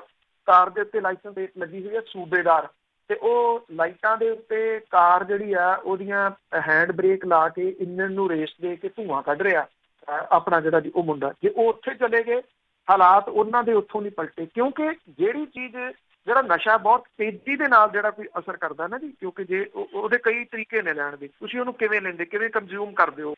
ਨੱਕ ਦੇ ਰਾਹੀਂ ਜਿਵੇਂ ਖਿੱਚਦੇ ਆ ਹੈਰੋਇਨ ਨੂੰ, ਕੋਈ ਪੀਂਦੇ ਆ, ਕੋਈ ਫਿਰ ਉਹਨੂੰ ਘੋਲ ਕੇ ਇੰਜੈਕਟ ਕਰਦੇ ਆ। ਇੰਜੈਕਟ ਕਿਉਂ ਕਰਦੇ ਆ? ਕਿਉਂਕਿ ਇੰਜੈਕਟ ਜਿਹੜਾ ਕੀਤਾ ਹੋਇਆ ਨਸ਼ਾ ਉਹ ਬਹੁਤ ਤੇਜ਼ੀ ਦੇ ਨਾਲ ਅਸਰ ਕਰਦਾ। ਸਾਡੇ ਗੀਤਾਂ ਦੇ ਰਾਹੀਂ ਸਾਡੀਆਂ ਜਨਰੇਸ਼ਨਾਂ ਦੀਆਂ ਨਾੜਾਂ ਦੇ ਵਿੱਚ ਇਹ ਇੰਜੈਕਟ ਜਿਹੜਾ ਜੀ ਉਹ ਕਰ ਦਿੱਤਾ ਗਿਆ। ਫਿਊਚਰ ਅਸੀਂ ਕਿਵੇਂ ਲੱਭੀਏ ਜੀ ਜਦੋਂ ਫਿਊਚਰ ਹੈ ਹੀ ਨਹੀਂ। ਜਿਹੜੇ ਇੱਥੇ ਆ ਉਹਨਾਂ ਦੇ ਉਹ ਵੀ ਤੁਸੀਂ ਆਹ ਸਿੱਧੂ ਮੂਸੇਵਾਲੇ ਦੇ ਬਾਰੇ ਦੇ ਵਿੱਚ ਕੁਝ ਬੋਲੋ, ਜਿਹੜੀ ਉਹਦੀ ਟਰੋਲ ਆਰਮੀ ਆ ਉਹ ਜਿਹੜੀ ਜੀ ਉਹ ਨਾਲ ਦੀ ਨਾਲ ਐਕਟਿਵ ਹੋ ਜਾਂਦੀ ਹੈ ਸਾਰੇ ਸੋਸ਼ਲ ਮੀਡੀਆ ਦੇ ਉੱਤੇ। ਸਿੰਗਰ ਜਿੰਨੇ ਨੇ, ਆ ਬੱਬੂ ਮਾਨ ਹੈ ਜੀ, ਉਹਦੇ ਬਾਰੇ ਤੁਸੀਂ ਬੋਲ ਲਓ ਕੁਛ, ਉਹਦੀ ਜਿਹੜੀ ਟਰੋਲ ਆਰਮੀ ਆ, ਹਰੇਕ ਨੇ ਆਪਣੀ ਟਰੋਲ ਆਰਮੀ ਜਿਹੜੀ ਰੱਖੀ। ਇਹ ਨਹੀਂ ਸਮਝ ਆਉਂਦੀ ਕਿ ਇਹ ਲੋਕ ਜਿਹੜੇ ਨੇ, ਜਿਹੜੀ ਆ ਨਵੀਂ ਜਨਰੇਸ਼ਨ ਆ, ਜਿਹੜਾ ਫਿਊਚਰ ਦਾ ਤੁਸੀਂ ਸਵਾਲ ਕਰਦੇ ਹੋ, ਤੁਸੀਂ ਇਹਨਾਂ ਤੋਂ ਫਿਊਚਰ ਭਾਲਦੇ ਹੋ ਜੀ ਜਿਹੜੇ ਇਹਨਾਂ ਗਾਇਕਾਂ ਦੇ ਪਿੱਛੇ ਲੱਗ ਕੇ ਆਪਣਾ ਫਿਊਚਰ ਤਾਂ ਤਬਾਹ ਕਰ ਹੀ ਰਹੇ ਆ, ਆਪਣੇ ਮਾਪਿਆਂ ਦਾ, ਆਪਣੀ ਧਰਤੀ ਦਾ ਫਿਊਚਰ ਜਿਹੜਾ ਜੀ ਉਹ ਤਬਾਹ ਕਰ ਰਹੇ ਆ। ਆਰਡੀਨੈਂਸ ਜਾਰੀ ਹੋਏ ਆ ਜਿਹੜੇ ਮੈਂ ਗੱਲ ਕੀਤੀ ਆ ਕਿ ਕਿਸਾਨ ਜਿਹੜੇ ਉਹ ਸੜਕਾਂ ਦੇ ਉੱਤੇ ਉਤਰੇ ਆ, ਫੋਟੋਆਂ ਦੇਖ ਲੈਣਾ ਸ਼੍ਰੀਮਾਨ ਜੀ, ਜੇ 50 ਸਾਲਾਂ ਤੋਂ ਘੱਟ ਉਮਰ ਵਾਲਾ ਤੁਹਾਨੂੰ ਉਹਦੇ 'ਚ ਕੋਈ ਦਿਸ ਜੇ, ਉਹ ਵਿਚਾਰੇ ਜਿਹੜਾ ਜੀ ਉਹ ਖੜੇ ਆ, ਉਹਨਾਂ ਨੂੰ ਤਾਂ ਫਿਊਚਰ ਦਾ ਇੰਨਾ ਫਿਕਰ ਨਹੀਂ ਹੋਣਾ ਚਾਹੀਦਾ। ਫਿਊਚਰ ਦਾ ਫਿਕਰ ਤਾਂ ਨਵੀਂ ਜਨਰੇਸ਼ਨ ਨੂੰ ਹੋਣਾ ਚਾਹੀਦਾ। ਨਵੀਂ ਜਨਰੇਸ਼ਨ ਨੇ ਨਾ ਤਾਂ ਇਹ ਆਰਡੀਨੈਂਸ ਪੜ੍ਹਨ ਦੇ ਵਾਸਤੇ ਸਮਾਂ ਚਾਹੀਦਾ, ਨਾ ਇਹਨੂੰ ਸਮਝਣ ਦੇ ਵਾਸਤੇ ਦਿਮਾਗ ਚਾਹੀਦਾ। ਉਹਦਾ ਦਿਮਾਗ ਜਿਹੜਾ ਜੀ ਉਹ ਖਤਮ ਕਰ ਦਿੱਤਾ ਗਿਆ, ਇੱਕ ਸਾਜ਼ਿਸ਼ ਦੇ ਤਹਿਤ ਦਿਮਾਗ ਖਤਮ ਕਰ ਦਿੱਤਾ ਗਿਆ। ਜਿੰਨੀ ਦੇਰ ਤੱਕ ਤੁਸੀਂ ਇਸ ਗੰਭੀਰਤਾ ਨੂੰ ਨਹੀਂ ਸਮਝੋਗੇ ਕਿ ਇਹ ਇੱਕ ਬਹੁਤ ਗੰਭੀਰ ਜਿਹੜੀ ਆ ਜੀ ਉਹ ਸਾਜ਼ਿਸ਼ ਹੋਈ ਆ, ਹੁਣ ਤਾਂ ਸਮਝਣ ਵਾਲੇ ਵੀ ਜਿਹੜਾ ਜੀ ਉਹ ਕਿੰਨੇ ਕੁ ਰਹਿ ਗਏ, ਕੁਛ ਚੰਦ ਜਿਹੜੇ ਬੋਲਣ ਵਾਲੇ ਹੈਗੇ ਆ, ਅਖੀਰ ਉਹ ਵੀ ਜਿਹੜਾ ਜੀ ਉਹ ਮੁੱਕ ਜਾਣੇ ਆ, ਮੁੜ ਕੇ ਬੋਲਣ ਵਾਲੇ ਵੀ ਜਿਹੜੇ ਜੀ ਉਹ ਨਹੀਂ ਰਹਿਣੇ। ਤੇ ਪਤਾ ਨਹੀਂ ਸਾਡਾ ਹਾਲਾਤ ਜਿਹੜੇ ਜੀ ਉਹ ਕੀ ਬਣਨੇ ਆ। ਅੱਜ ਦੀ ਘੜੀ ਦੇ ਵਿੱਚ ਤਾਂ ਹਨੇਰੀ ਗੁਫਾ ਦੇ ਵਿੱਚ ਜਿਹੜਾ ਜੀ ਉਹ ਪ੍ਰਤੀਤ ਹੋ ਰਿਹਾ ਕਿ ਉੱਥੇ ਵੜੇ ਬੈਠੇ ਆ, ਜਿੱਥੇ ਕੋਈ ਰਾਹ ਜਿਹੜਾ ਨਿਕਲਣ ਦਾ ਦਿਸ ਨਹੀਂ ਰਿਹਾ ਜੀ। ਕਿ ਅਵਤਾਰ ਸਿੰਘ ਪੰਨੂ ਜੀ, ਸਤਿ ਸ਼੍ਰੀ ਅਕਾਲ। ਅਵਤਾਰ ਸਿੰਘ ਜੀ, ਸਾਡੇ ਅਗਲੇ ਕਾਲਰ ਨੇ ਲਖਵੀਰ ਸਿੰਘ ਜੀ। ਹੈਲੋ, ਸਤਿ ਸ਼੍ਰੀ ਅਕਾਲ ਜੀ। ਹਾਂਜੀ, ਮੇਰਾ ਸਵਾਲ ਥੋੜਾ ਜਿਹਾ ਹੈ, ਤਾਂ ਸਵਾਲ ਤਾਂ ਨਹੀਂ ਪੁੱਛਦਾ, ਪਰ ਮੈਂ ਜਿਹੜੇ ਸਵਾਲ ਕਰਦੇ ਆਪਣੇ ਬੰਦੇ ਵੀ ਚਾਈਨਾ ਦੀ ਕੰਪਨੀ ਆ ਗਈ, ਸਾਡੀ ਕੰਪਨੀ ਆ ਗਈ, ਪਰ ਅਸੀਂ ਕਿਤੇ ਮੁੜ ਕੇ ਦੇਖਿਆ ਬਾਹਰ ਆਣਗੇ ਪੰਜਾਬ 'ਚ ਅਸੀਂ ਕੋਈ ਫੈਕਟਰੀ ਲਾਈ ਆ, ਅਸੀਂ ਕੋਈ ਮਦਦ ਦਿੱਤੀ ਆ। ਤੇ ਬਾਕੀ ਜੇ ਅਸੀਂ ਉਹ ਫੈਕਟਰੀਆਂ ਜੇ ਪੰਜਾਬ ਦੇ ਇੱਥੇ ਅਸੀਂ 25,000 ਏਕੜ ਖਰੀਦ ਲੈਂਦੇ ਆ, ਉੱਥੇ ਜਾ ਕੇ ਕੋਈ ਫੈਕਟਰੀ ਨਹੀਂ ਲਾਈ। ਪੰਜਾਬ ਨੂੰ ਬਚਾਉਣਾ ਤਾਂ ਦਿਮਾਗ ਨਾਲ ਬਚਾਇਆ ਜਾ ਸਕਦਾ। ਜੇ ਜਿਹੜੀ ਜਨਤਾ ਬਾਹਰ ਆ ਰਹੀ ਹੈ ਉੱਥੇ ਸਾਰੀਆਂ ਫੈਕਟਰੀਆਂ ਲੱਗਣ, ਆਪ ਲਾਵੋ ਤਾਂ ਕਰਾਵੋ ਕੰਮ। ਤੇ ਕਿਹੜੀ ਹਿੰਮਤ ਆ ਕਿ ਕੋਈ ਲੀਡਰ ਤੁਹਾਡੇ ਸਾਹਮਣੇ, ਤੁਸੀਂ ਹੁਣ ਲੀਡਰਾਂ ਦੇ ਪੈਰਾਂ ਦੇ ਵਿੱਚ ਝੁਕਦੇ ਆ, ਜੇ ਤੁਸੀਂ ਇਹ ਕੰਮ ਕਰੋ ਤਾਂ ਲੀਡਰ ਤੁਹਾਡੇ ਪੈਰਾਂ 'ਚ ਝੁਕਣਗੇ। ਥੈਂਕ ਯੂ ਜੀ। ਅਸੀਂ ਕਰਦੇ ਕੁਛ ਨਹੀਂ ਹੈਗੇ, ਗੱਲਾਂ ਸਰ ਪੁੱਛੀ ਜਾਂਦੇ ਆ, ਕਰਨ ਕਦੀ ਵੀ ਨਹੀਂ ਹੈ। ਜੇ ਤੁਹਾਡੇ ਮੂੰਹ 'ਚ ਕੋਈ ਰੋਟੀ ਪਾ ਗਈ ਉਹਦਾ ਦੰਦ ਤਾਂ ਵੀ ਹਿਲਾਉਣੇ ਪੈਣੇ ਆ, ਤਾਂ ਹੀ ਰੋਟੀ ਅੰਦਰ ਜਾਣੀ ਆ। ਇਹ ਐਵੇਂ ਸਵਾਲ ਕਰਨਾ, ਪੁੱਛਣਾ, ਉਹ ਕਰਤਾ, ਆਹ ਕਰਤਾ, ਕਿਉਂ ਨਹੀਂ ਤੁਸੀਂ ਕੁਛ ਕਰ ਸਕਦੇ, ਕਿਉਂ ਨਹੀਂ ਕਰਦੇ? ਤੁਸੀਂ ਪਿੱਛੇ ਮੁੜ ਕੇ ਦੇਖਿਆ ਕਦੀ ਕਿਸੇ ਪੰਜਾਬ 'ਚ? ਅਸੀਂ ਉਹਨਾਂ ਨੂੰ ਦੇਖਿਆ ਜਦ ਜੇ ਕਿਤੇ ਫੈਕਟਰੀਆਂ ਲੱਗ ਜਾਣ ਉੱਥੇ ਅਸੀਂ ਲਾਈਏ ਬਿਸਕੁਟ ਆ, ਹੁਣ ਹੋਰ ਚੀਜ਼ਾਂ ਆ, ਗੁੜ ਆ, ਇਹ ਸਾਰਾ ਵਿਕਦਾ ਇੱਥੇ ਆਣ ਕੇ ਅਮਰੀਕਾ 'ਚ ਵੀ, ਹੋਰ ਕੰਟਰੀ। ਜੇ ਉਹ ਚੀਜ਼ਾਂ ਅਸੀਂ ਉੱਥੇ ਕਰਾ ਦਈਏ ਤਾਂ ਸਾਨੂੰ ਇਹਨਾਂ ਦੀ ਲੋੜ ਹੀ ਨਹੀਂ ਪੈ ਸਕਦੀ। Thank you. ਨੌਜਵਾਨ ਬਾਹਰ ਆ ਹੀ ਨਹੀਂ ਸਕਦੇ। Thank you Lakhvir Singh ji. Thank you ਜੀ, ਬਹੁਤ ਮਿਹਰਬਾਨੀ। ਬਹੁਤ ਚੰਗੇ ਸੁਝਾਅ ਨੇ। ਜੇ ਕੋਈ ਤੁਸੀਂ ਇੱਥੇ ਫੈਕਟਰੀ ਲਾਈ ਆ ਤੇ ਉਹਦਾ ਪਤਾ ਜ਼ਰੂਰ ਦੱਸਣਾ ਜੀ ਕਦੋਂ ਲਾਈ ਸੀ ਤੇ ਅੱਜ ਉਹ ਕਿਹੜੇ ਹਾਲਾਤਾਂ ਦੇ ਵਿੱਚ ਹੈ। ਮੈਂ ਤੁਹਾਨੂੰ ਕਿੰਨੇ NRIs ਦਾ ਜਿਹੜਾ ਜੀ ਉਹ ਦੱਸ ਸਕਦਾ ਹੈ ਜਿਨ੍ਹਾਂ ਨੇ ਆ ਕੇ 100 ਕਰੋੜ ਰੁਪਈਆ ਇੱਥੇ ਇਨਵੈਸਟ ਕੀਤਾ, ਉਹਨਾਂ ਦੇ ਉੱਤੇ ਜੁੱਤੀ ਚੁੱਕਣ ਦੇ ਕੇਸ ਪਾਤੇ। ਮੈਨੂੰ ਲੱਗਦਾ ਤੁਸੀਂ ਕਿਤੇ ਸੁਪਨਮਈ ਦੁਨੀਆ ਦੇ ਵਿੱਚ ਜਿਹੜਾ ਜੀ ਉਹ ਰਹਿ ਰਹੇ ਹੋ, ਜਿੱਥੇ ਤੁਸੀਂ ਸਵਾਲ ਜਿਹੜੇ ਕਰਨ ਵਾਲਿਆਂ ਦੇ ਉੱਤੇ ਇਹ ਕਹਿੰਦੇ ਹੋ ਕਿ ਉਹ ਸਵਾਲ ਜਿਹੜੇ ਆ ਜੀ ਉਹ ਕਿਉਂ ਕਰ ਰਹੇ ਆ। ਇੱਥੇ ਤੁਸੀਂ ਗਲਤ ਹੋ ਜੀ। ਵੱਡਿਆਂ ਨੇ ਕੋਸ਼ਿਸ਼ ਇੱਥੇ ਕੀਤੀ, ਬਹੁਤ ਨੇ ਕੋਸ਼ਿਸ਼ ਕੀਤੀ ਹੈ। ਕਿਵੇਂ ਉਹ ਕੇਸਾਂ ਦੇ ਵਿੱਚ ਉਲਝਾ ਲਏ ਗਏ, ਉਹਨਾਂ ਦੀ ਗੱਲ ਜਿਹੜੀ ਜੀ ਉਹ ਕਿਸੇ ਟਾਈਮ ਕਹੋਗੇ ਤੇ ਮੈਂ ਘੰਟਿਆਂ ਬੱਧੀ ਤੁਹਾਨੂੰ ਜਿਹੜੀਆਂ ਜੀ ਉਹ ਕਹਾਣੀਆਂ ਸੁਣਾ ਦੂੰਗਾ ਕਿ ਮੁੜ ਕੇ ਉਹ ਕਿਵੇਂ ਸਾਰਾ ਕੁਝ ਵੇਚ ਵੱਟ ਕੇ ਇੱਥੋਂ ਜਿਹੜਾ ਜੀ ਉਹ ਨਿਕਲੇ। ਮੇਰੇ ਬਹੁਤ ਕਰੀਬੀ ਕਈ ਹੈਗੇ ਨੇ ਜੀ, ਅੱਜ ਉਹ ਅਮਰੀਕਾ ਦੇ ਵਿੱਚ ਬੈਠੇ ਆ ਜੀ। ਰਾਤੋਂ ਰਾਤ ਵਿਰਸਾ ਸਿੰਘ ਵਲਟੋਹਾ ਵਰਗਿਆਂ ਨੇ ਉਹਨਾਂ ਦੇ ਉੱਤੇ ਕੇਸ ਪਾ ਕੇ ਪੂਰੀ ਦੀ ਪੂਰੀ ਪ੍ਰਾਪਰਟੀ ਦੇ ਉੱਤੇ ਕਬਜ਼ਾ ਜਿਹੜਾ ਜੀ ਉਹ ਕਰਨ ਦੀ ਕੋਸ਼ਿਸ਼ ਕੀਤੀ। ਇਨਵੈਸਟਮੈਂਟ ਕਿੰਨੀ, ਉਹਨੇ 100 ਕਰੋੜ ਤੋਂ ਉੱਪਰ ਦੀ ਇਨਵੈਸਟਮੈਂਟ ਅੰਮ੍ਰਿਤਸਰ ਦੇ ਬਾਰ-ਬਾਰ ਕੀਤੀ। ਉਹ ਬੰਦਾ ਅੱਜ ਅਮਰੀਕਾ ਬੈਠਾ। ਜੇ ਭੈਜੀ ਹੁਣੀ ਚਾਹਣਗੇ ਤਾਂ ਕਿਸੇ ਦਿਨ ਉਹਨੂੰ ਲਾਈਨ ਤੇ ਜਿਹੜਾ ਜੀ ਉਹ ਲੈ ਕੇ ਕੱਲੀ ਗੱਲ ਸੁਣਾ ਦੂਗਾ ਕਿ ਕੀ ਇੱਕ ਨਹੀਂ ਜੀ, ਇੱਕ ਨਹੀਂ, ਮੈਂ ਤੁਹਾਨੂੰ ਜਿੰਨੇ ਕਹੋਗੇ ਉਹਨੇ ਜਿਹੜਾ ਜੀ ਉਹ ਦਿਖਾ ਦੂੰਗਾ। ਇੱਥੇ ਜਿਹੜਾ ਜੀ ਉਹ ਫੈਕਟਰੀਆਂ ਲਾਉਣ ਦੀ ਜਿਹੜੀ ਤੁਸੀਂ ਗੱਲ ਕਰਦੇ, ਤੁਹਾਨੂੰ ਲੱਗਦਾ ਕਿ ਐਡਾ ਸੌਖਾ ਹੈ ਕਿ ਕੋਈ ਇੱਥੇ ਆਵੇ ਤੇ ਗੁੜ ਦੀ ਫੈਕਟਰੀ ਜਿਹੜੀ ਜੀ ਉਹ ਲਾ ਲੂਗਾ ਜਾਂ ਬਿਸਕੁਟਾਂ ਦੀ ਫੈਕਟਰੀ ਜਿਹੜੀ ਲਾ ਲੂਗਾ? ਕਦੀ ਇੱਥੋਂ ਦੇ ਦਫ਼ਤਰਾਂ ਦੇ ਚੱਕਰ ਕੱਢੇ ਹੋਣ, ਉਹਦਾ ਤਜਰਬਾ ਜਿਹੜਾ ਜੀ ਉਹ ਜ਼ਰੂਰ ਸਾਂਝਾ ਕਰਨਾ। ਜੇ ਲੋਕ ਉੱਥੇ ਬੈਠੇ ਫਿਕਰਮੰਦ ਨੇ ਤਾਂ ਇਸ ਗੱਲ ਦੇ ਨੇ ਕਿ ਢਾਂਚਾ ਇੱਥੇ ਜਿਹੜਾ ਜੀ ਉਹ ਵਿਗੜ ਗਿਆ। ਢਾਂਚੇ ਨੂੰ ਬਦਲਣ ਦੀ ਕੋਸ਼ਿਸ਼ ਜਿਹੜੀ ਉਹ ਲੋਕਾਂ ਨੇ ਕੀਤੀ ਸੀਗੀ ਜੀ ਇੱਕ ਵਾਰੀ ਵੀ ਸ਼ਾਇਦ ਢਾਂਚਾ ਬਦਲ ਕੇ ਦੇਖ ਲਈਏ। ਫਿਰ ਉਹ ਲੋਕ ਕਿਵੇਂ ਉਲਝਾ ਲਏ ਗਏ, ਇਹ ਕਿਸੇ ਤੋਂ ਜਿਹੜਾ ਜੀ ਉਹ ਲੁਕਿਆ ਛਿਪਿਆ ਨਹੀਂ ਗਾ। ਗੱਲਾਂ ਬਹੁਤ ਸੋਹਣੀਆਂ ਨੇ ਜਿਹੜੀਆਂ ਤੁਸੀਂ ਕਰ ਰਹੇ ਹੋ, ਪਰ ਮੈਂ ਇਹ ਜ਼ਰੂਰ ਚਾਹੂੰਗਾ ਕਿ ਤੁਸੀਂ ਕੋਈ ਫੈਕਟਰੀ ਲਾਈ ਇੱਥੇ ਬਿਸਕੁਟਾਂ ਦੀ ਜਾਂ ਗੁੜ ਬਣਾਉਣ ਦੀ, ਤੇ ਕਾਈਂਡਲੀ ਉਹ ਦੱਸਣਾ ਕਿੱਥੇ ਲੱਗੀ ਹੋਈ, ਮੈਂ ਜ਼ਰੂਰ ਵੇਖਣੀ। ਬਿਲਕੁਲ ਜੀ, ਲੋਕਾਂ ਤੇ ਕੱਪੜੇ ਵੀ ਨਹੀਂ ਚੱਕਣ ਦਿੱਤੇ, ਇਸ ਤਰ੍ਹਾਂ ਕਬਜ਼ੇ ਕੀਤੇ ਲੋਕਾਂ ਦੀਆਂ ਫੈਕਟਰੀਆਂ ਤੇ, ਲੋਕਾਂ ਦੀਆਂ ਜ਼ਮੀਨਾਂ ਤੇ, ਜਾਇਦਾਦਾਂ ਤੇ। ਲੋਕੀ ਆਪਣੇ ਕੱਪੜੇ ਛੱਡ ਕੇ ਵੀ ਰਾਤੋਂ ਰਾਤ ਭੱਜੇ ਆ ਉੱਥੋਂ। ਮੰਗਲ ਸਿੰਘ ਜੀ ਪੰਜਾਬ ਤੋਂ। ਹਾਂ ਪੰਨੂ ਸਾਹਿਬ, ਬਹੁਤ ਬਹੁਤ ਸਤਿ ਸ੍ਰੀ ਅਕਾਲ। ਭੈਣ ਜੀ ਬਲਵਿੰਦਰ ਕੌਰ ਜੀ, ਤੁਹਾਨੂੰ ਵੀ ਸਤਿ ਸ੍ਰੀ ਅਕਾਲ ਜੀ।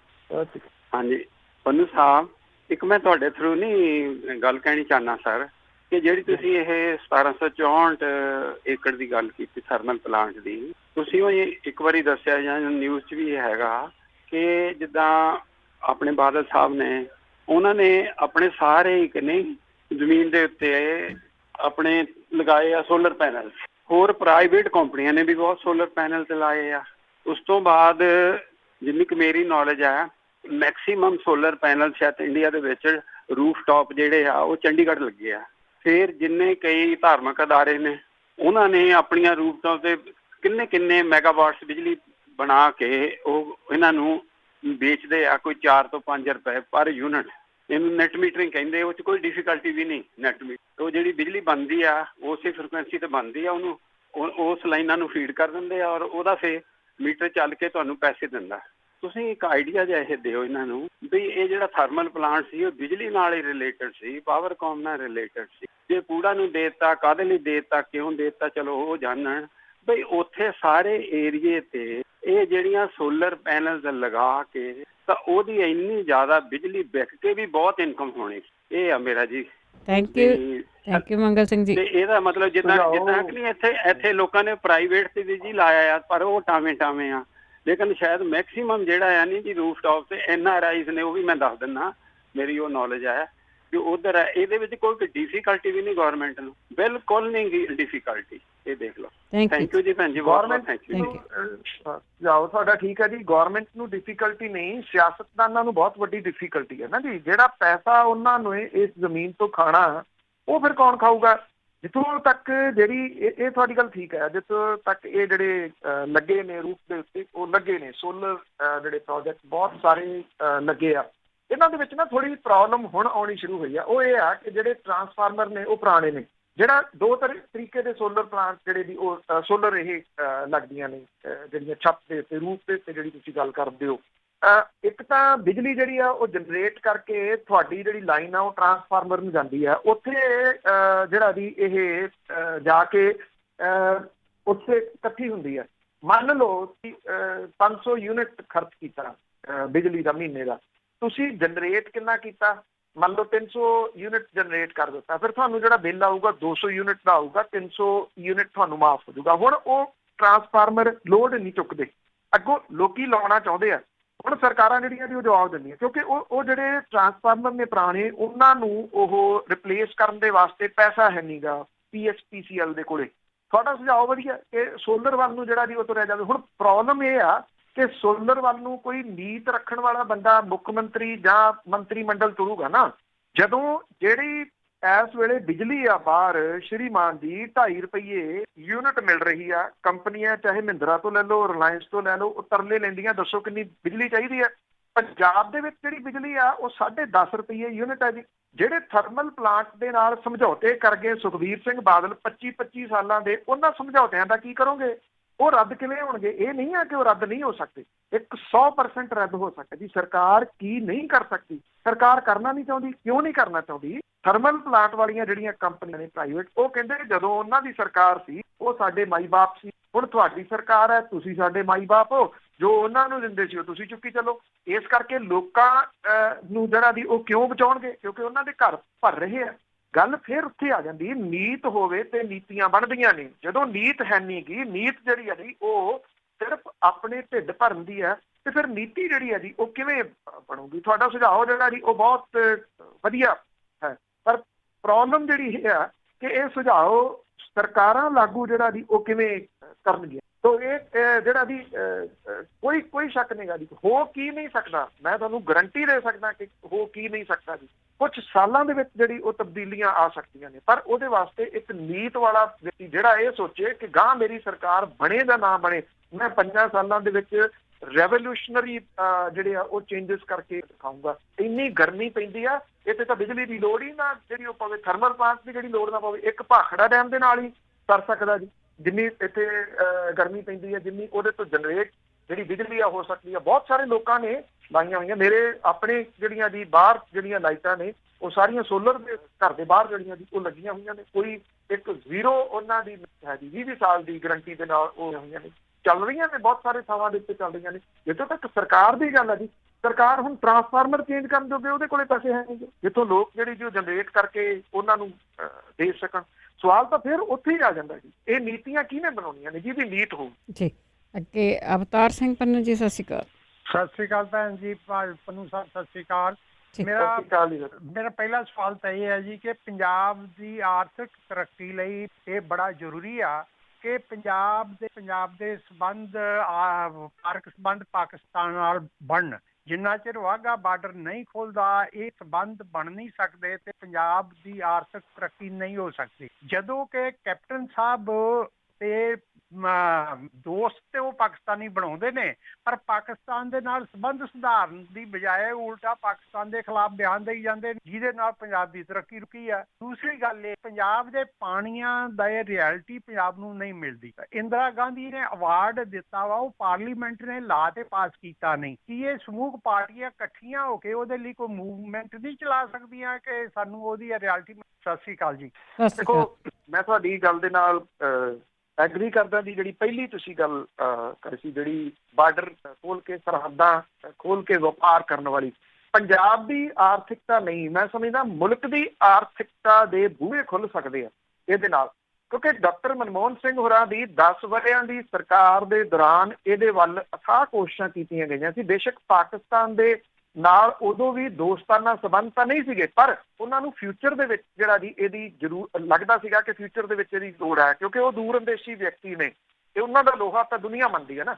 ਜਿਹੜੀ ਸੜਕ ਬਣੀ ਹੋਈ ਆ, ਜਿਹੜੀ ਅਫਗਾਨਿਸਤਾਨ ਤੋਂ ਅੱਗੇ UAE ਤੱਕ ਜਿਹੜੀ ਉਹ ਜਾਂਦੀ ਆ, ਸੜਕੀ ਰਸਤਾ 22-23 ਕਿਲੋਮੀਟਰ ਦਾ, ਇਹਦੇ ਵਿੱਚ ਪਾਕਿਸਤਾਨ ਦਾ ਇੱਕ ਟੋਟਾ ਹੈ। ਦੇਖੋ ਇਹਦੇ ਉੱਤੇ ਕੰਮ ਹੋ ਰਿਹਾ, ਇਹ ਕਦੋਂ ਖੁੱਲਣੀ ਆ ਇਹ ਨਹੀਂ ਪਤਾ। ਅਜੇ ਜਿਹੜਾ ਜੀ ਉਹ ਧੌਣ ਦੇ ਵਿੱਚ ਕਿੱਲਾ ਹੈ। ਜਿਹੜੇ ਨਵੇਂ ਹਾਈਵੇਜ਼ ਬਣੇ ਨੇ, ਚਾਹੇ ਉਹ ਨੈਸ਼ਨਲ ਹਾਈਵੇ ਨੰਬਰ 1 ਜਿਹੜਾ ਦੀ ਉਹ ਐਕਸਪੈਂਡ ਹੋ ਗਿਆ, ਚਾਹੇ ਦਿੱਲੀ ਤੋਂ ਕਟੜਾ ਜਿਹੜਾ ਹਾਈਵੇ ਜਾ ਰਿਹਾ, ਬਠਿੰਡੇ ਤੋਂ ਜਿਹੜਾ ਅੰਮ੍ਰਿਤਸਰ ਨੂੰ ਹਾਈਵੇ ਗਿਆ, ਇਹ ਸਾਰੇ ਅੰਮ੍ਰਿਤਸਰ ਜਾ ਕੇ ਖਤਮ ਹੋ ਰਿਹਾ। ਕਿਉਂ ਖਤਮ ਹੋ ਰਿਹਾ? ਕਿਉਂਕਿ ਵਪਾਰ ਤਾਂ ਆਉਣ ਵਾਲੇ ਸਮੇਂ ਦੇ ਦੌਰਾਨ ਹੋਣਾ ਹੀ ਹੋਣਾ। ਜਿਹੜੀ ਚਾਈਨਾ ਵਾਲੀ ਸਮੱਸਿਆ ਆਈ ਹੈ ਨਾ ਜੀ, ਉਹ ਸਮੱਸਿਆ ਕਿੱਥੋਂ ਆਈ ਹੈ ਤੁਸੀਂ ਜਾਣਦੇ ਹੋਵੋਗੇ ਸ਼ਾਇਦ, ਸੜਕ ਬਣਾਉਣ ਤੋਂ ਜਿਹੜੀ ਵੀ ਆਈ ਹੈ। ਇੱਕ ਤੁਹਾਡੇ ਕੋਲੇ ਬਣੀ ਪਈ ਹੈ, ਤੁਸੀਂ ਇੱਕ ਖੜਕਾ ਜਿਹੜਾ ਜੀ ਉਹਦੇ ਨਾਲ ਲਾ ਕੇ ਬੈਠੇ ਹੋ। ਇਮਰਾਨ ਖਾਨ ਹੋਰਾਂ ਦੇ ਬਿਆਨ ਜਿਹੜੇ ਜੀ ਉਹ ਪੁਰਾਣੇ ਸੁਣ ਲਓ, ਜਦੋਂ ਵਾਹਗਾ ਖੁੱਲਿਆ ਸੀ ਉਹਦੇ ਨੇੜੇ ਤੇੜੇ, ਉਹ ਬੜੇ ਕਮਾਲ ਦੇ ਬਿਆਨ ਨੇ ਜੀ। ਦੂਰ ਅੰਦੇਸ਼ੀ ਬੰਦਾ, ਉਹ ਚਾਹੇ ਪਤਾ ਨਹੀਂ ਉਹਨੂੰ ਪਾਕਿਸਤਾਨ ਵਾਲੇ ਵੀ ਚੱਲਣ ਦੇਣਗੇ ਜਾਂ ਨਹੀਂ, ਉੱਥੋਂ ਦੀ ਫੌਜ ਉਹਨੂੰ ਚੱਲਣ ਦੇਊਗੀ ਜਾਂ ਨਹੀਂ, ਉਹਦੀ ਸੋਚ ਦੂਰ ਅੰਦੇਸ਼ੀ ਜ਼ਰੂਰ ਆ। ਪੰਜਾਬ ਦਾ ਹੀ ਭਵਿੱਖ ਕਿਉਂ, ਮੁਲਕ ਦਾ ਭਵਿੱਖ ਜਿਹੜਾ ਜੀ ਇਸ ਜਿਹੜਾ ਸਰਹੱਦ ਰਾਹੀਂ ਹੋਣ ਵਾਲਾ ਵਪਾਰ ਹੈ ਉਹਦੇ ਨਾਲ ਜੁੜਿਆ ਹੋਇਆ। ਪੰਜਾਬ ਦੀ ਕਿਸਾਨੀ ਜਿਹੜੀ ਹੈ ਜੀ ਉਹ ਬਚਾਈ ਜਾ ਸਕਦੀ ਹੈ। ਅੱਜ ਗੱਲ ਫਿਰ ਉੱਥੇ ਆ ਜਾਂਦੀ ਹੈ, ਪਾਲਿਸੀਜ਼ ਦੀ ਗੱਲ ਹੈ। ਕੁਝ ਲੋਕ ਜਿਨ੍ਹਾਂ ਨੂੰ ਪਤਾ, ਜਿਨ੍ਹਾਂ ਨੂੰ ਸਮਝ ਆ, ਉਹਨਾਂ ਦੀ ਹੈਲਪ ਲਈ ਜਾ ਸਕਦੀ ਹੈ। ਇੱਥੇ ਜਿਹੜੇ ਰਸ਼ੀਆ ਦੇ ਨਾਲ ਜਿਹੜੇ ਟੁੱਟੇ ਹੋ ਕੇ ਛੋਟੇ ਛੋਟੇ ਜਿਹੜੇ ਮੁਲਕ ਬਣੇ ਨੇ, ਉਹਨਾਂ ਦੀਆਂ ਸਬਜ਼ੀਆਂ ਆਉਂਦੀਆਂ ਜੀ ਸਾਊਥ ਅਫਰੀਕਾ ਤੋਂ। ਉਹ ਕਿੰਨੀ ਲੰਬੀ ਫਲਾਈਟ ਪੈਂਦੀ, ਉਦੋਂ ਅੱਧੀ ਫਲਾਈਟ ਦੇ ਉੱਤੇ ਜਿਹੜੀਆਂ ਜੀ ਪੰਜਾਬ ਤੋਂ ਇਹ ਸਬਜ਼ੀਆਂ ਜਾ ਸਕਦੀਆਂ ਨੇ। ਏਡਾ ਵੱਡਾ ਵਪਾਰ ਦਾ ਕੇਂਦਰ ਪੰਜਾਬ ਬਣ ਸਕਦਾ, ਜਿਹਦੀ ਮਿਸਾਲ ਦੁਨੀਆ ਦੇ ਵਿੱਚ ਸ਼ਾਇਦ ਹੋ ਸਕਦਾ ਕਿਤੇ ਨਾ ਹੋਵੇ। ਪਰ ਸਵਾਲ ਫਿਰ ਉੱਥੇ ਹੀ ਜਿਹੜਾ ਜੀ ਆ ਜਾਂਦਾ, ਖੁਦ ਤਾਂ ਪਾਕਿਸਤਾਨੀ ਦੋਸਤ ਰੱਖੀ ਬੈਠੇ ਨੇ ਤੇ ਸਵੇਰ ਤੋਂ ਸ਼ਾਮ ਤੱਕ ਜਿਹੜੀਆਂ ਪਾਕਿਸਤਾਨ ਨੂੰ ਗਾਲਾਂ ਜਿਹੜੀਆਂ ਉਹ ਕੱਢੀ ਜਾਂਦੇ ਨੇ, ਅਸੀਂ ਉਹ ਕਰ ਦਿਆਂਗੇ, ਅਸੀਂ ਆਹ ਜਿਹੜਾ ਜੀ ਉਹ ਕਰ ਦਿਆਂਗੇ। ਜਿੱਥੋਂ ਤੱਕ ਰਿਐਲਿਟੀ ਵਾਲੀ ਜਿਹੜੀ ਜੀ ਉਹ ਗੱਲ ਹੈ, ਦੇਖੋ ਇਹ ਤਾਂ ਜਦੋਂ ਤੁਸੀਂ ਕਮਿਟਡ ਸੂਬੇ ਨੂੰ ਹੋ ਜਾਓਗੇ, ਇਹ ਫੇਰ ਗੱਲਾਂ ਜਿਹੜੀਆਂ ਆਉਂਦੀਆਂ ਨੇ, ਕਮਿਟਮੈਂਟ ਸੂਬੇ ਪ੍ਰਤੀ, ਜਿਹਦੇ ਕਰਕੇ ਪੰਜਾਬ ਨੂੰ ਜਿਹੜਾ ਜੀ ਉਹ ਕਿਸੇ ਬੇਗਾਨੇ ਨੇ ਨਹੀਂ ਲੁੱਟਿਆ, ਪੰਜਾਬ ਨੂੰ ਇਹਦੇ ਆਪਣਿਆਂ ਨੇ ਲੁੱਟਿਆ। ਇਹ ਸਭ ਤੋਂ ਵੱਡੀ ਜੀ ਉਹ ਗੱਲ ਹੈ। ਜਿੰਨੀ ਦੇਰ ਤੱਕ ਅਸੀਂ ਮੈਂ ਫਿਰ ਉੱਥੇ ਹੀ ਜਿਹੜਾ ਜੀ ਆਊਂਗਾ ਕਿ ਜੂਨ ਦੇ ਪਹਿਲੇ ਹਫ਼ਤੇ ਜਿਹੜੀ ਉਹ ਗੱਲ ਲਿਖੀ ਸੀਗੀ ਕਿ ਅਸੀਂ ਦੁਸ਼ਮਣ ਨਹੀਂ ਪਛਾਣ ਸਕੇ ਕਿ ਪੰਜਾਬ ਦੇ ਦੁਸ਼ਮਣ ਕੌਣ ਹੈ। ਅਸੀਂ ਆਪਣੀ ਜ਼ਿੰਮੇਵਾਰੀ 1 ਜੂਨ ਤੋਂ ਲੈ ਕੇ 7 ਜੂਨ ਤੱਕ ਇੱਕ ਹਫ਼ਤਾ ਬਣਾ ਕੇ ਉਹਦੇ ਦੌਰਾਨ ਕੁਝ ਹੁਣ ਪੋਸਟਾਂ ਪਾ ਕੇ, ਜਿਹੜਾ ਕੋਈ ਪੋਸਟ ਨਹੀਂ ਪਾਉਂਦਾ ਉਹਨੂੰ ਗਾਲਾਂ ਕੱਢ ਕੇ, ਉਹਦੇ ਉੱਤੇ ਕਾਮਰੇਡ ਦਾ ਠੱਪਾ ਲਾ ਕੇ, ਉਹਦੇ ਉੱਤੇ ਸਿੱਖ ਵਿਰੋਧੀ ਹੋਣ ਦਾ ਠੱਪਾ ਲਾ ਕੇ ਅਸੀਂ ਆਪਣੇ ਆਪ ਨੂੰ ਘੜਮ ਚੌਧਰੀ ਜਿਹੜਾ ਜੀ ਉਹ ਸਮਝਣ ਲੱਗ ਗਏ ਵੀ ਸਾਡੇ ਤੋਂ ਉੱਤੇ ਕੋਈ ਨਹੀਂ ਗਾ। ਉਦੋਂ ਬਾਅਦ 12 ਸਾਲ ਉਹਨੂੰ ਕੋਈ ਜਿਹੜਾ ਜੀ ਉਹ ਯਾਦ ਨਹੀਂ ਕਰਦਾ। ਸਾਡੇ ਤਾਂ ਹਾਲਾਤ ਜਿਹੜੇ ਵੀ ਇਹੋ ਜਿਹੇ ਬਣਾ ਦਿੱਤੇ ਗਏ ਆ ਕਿ ਇਹਨਾਂ ਦੀ ਸੋਚ ਜਿਹੜੀ ਆ ਇਦੋਂ ਉੱਪਰ ਕਿਤੇ ਗਾਹ ਨਾ ਜਿਹੜੀ ਉਹ ਨਿਕਲ ਜਾਵੇ। ਸਾਰੀ ਕਹਾਣੀ ਉੱਥੇ ਅਟਕੀ। ਜੀ ਅਮਰਜੀਤ ਸਿੰਘ ਜੀ, ਸਤਿ ਸ਼੍ਰੀ ਅਕਾਲ ਭੈਣ ਜੀ। ਤਰੀਕ ਦਾ ਸਵਾਲ ਦਾ ਜਿਹੜਾ ਜਵਾਬ ਸੀ ਉਹਨੂੰ ਸਾਹਿਬ ਨੇ ਫੈਕਟਰੀਆਂ ਲਾਓ। ਮੈਂ ਇਹਨਾਂ ਨੂੰ ਦੱਸਣਾ ਚਾਹੁੰਦਾ ਥੋੜਾ ਜਿਹਾ, ਮੈਂ ਕਾਫੀ 35 ਸਾਲ ਹੋ ਗਏ ਇੱਥੇ ਆਏ ਨੂੰ। 2 ਬੰਦਿਆਂ ਨੂੰ ਜ਼ਾਤੀ ਤੌਰ ਤੇ ਜਾਣਾ ਜਿਨ੍ਹਾਂ ਨੇ ਉੱਥੇ ਜਾ ਕੇ ਅਸੀਂ ਫੈਕਟਰੀਆਂ, ਇੱਕ ਬਟਾਲੇ ਦੇ ਲਾਗੇ ਦੇ ਉਹਨਾਂ ਟੈਕਸੀਆਂ ਪਾਈਆਂ ਸੀ ਔਰ ਸਰੇਆਮ ਬੱਸਾਂ ਵਾਲਿਆਂ ਨੇ ਟੈਕਸੀਆਂ ਸਾੜ ਦਿੱਤੀਆਂ, ਕੋਈ ਕੁਛ। ਔਰ ਜਿਹੜੇ ਅਫਸਰਸ਼ਾਹੀ ਉਹ ਤੇ ਨੱਕਾਂ ਕਢਾ ਦਿੰਦੇ। ਬਾਕੀ ਜਿਹੜਾ ਇਹ ਕਹਿੰਦੇ ਹੈਲਪ ਕਰਨ ਦੀ, ਮੈਨੂੰ ਕਾਫੀ ਹੋ ਗਿਆ ਇਹਨੂੰ 30% ਲੋਕਾਂ ਨੂੰ ਜਾਂ ਜਿਨ੍ਹਾਂ ਨੂੰ ਜਾਣਦਾ ਉਹ 80% ਪੰਜਾਬ ਦੇ ਵਿੱਚ ਨਾਲ ਪਿੰਡ ਦੀ ਜਾਂ ਗਰੀਬਾਂ ਦੀ ਜਾਂ ਪੜ੍ਹਾਈ ਦੇ ਨਹੀਂ ਕਹਿ ਸਕਦੇ ਵੀ ਆਪਾਂ 80%। ਮੈਂ ਦੇਖ ਲਓ ਰਿਟਾਇਰਡ ਐਮ ਕਰੇ ਆਪਾਂ ਸਿਰਫ ਮੈਂ ਅਜੇ ਵਿਧਵਾਵਾਂ ਨੂੰ 10,000 ਰੁਪਏ ਦਾ 5 ਬੱਚੇ ਮੈਂ ਪੜ੍ਹਾ ਰਿਹਾ। ਸੌਰੀ ਮੈਂ ਆਪਣੀ ਨਹੀਂ ਸੀ ਕਰਨਾ ਚਾਹੁੰਦਾ, ਪਰ ਮੈਂ ਜਿੰਨਿਆਂ ਕੁ ਲੋਕਾਂ ਨੂੰ ਜਾਣਦਾ ਸਾਰੇ ਹੀ ਸਨ। ਸੋ ਇਹ ਕਹਿਣਾ ਗਲਤ ਆ ਵੀ ਪ੍ਰਵਾਸੀ ਨਹੀਂ ਧਿਆਨ ਦੇ ਰਿਹਾ ਤੇ ਆਪਾਂ ਫੈਕਟਰੀ। Thank you.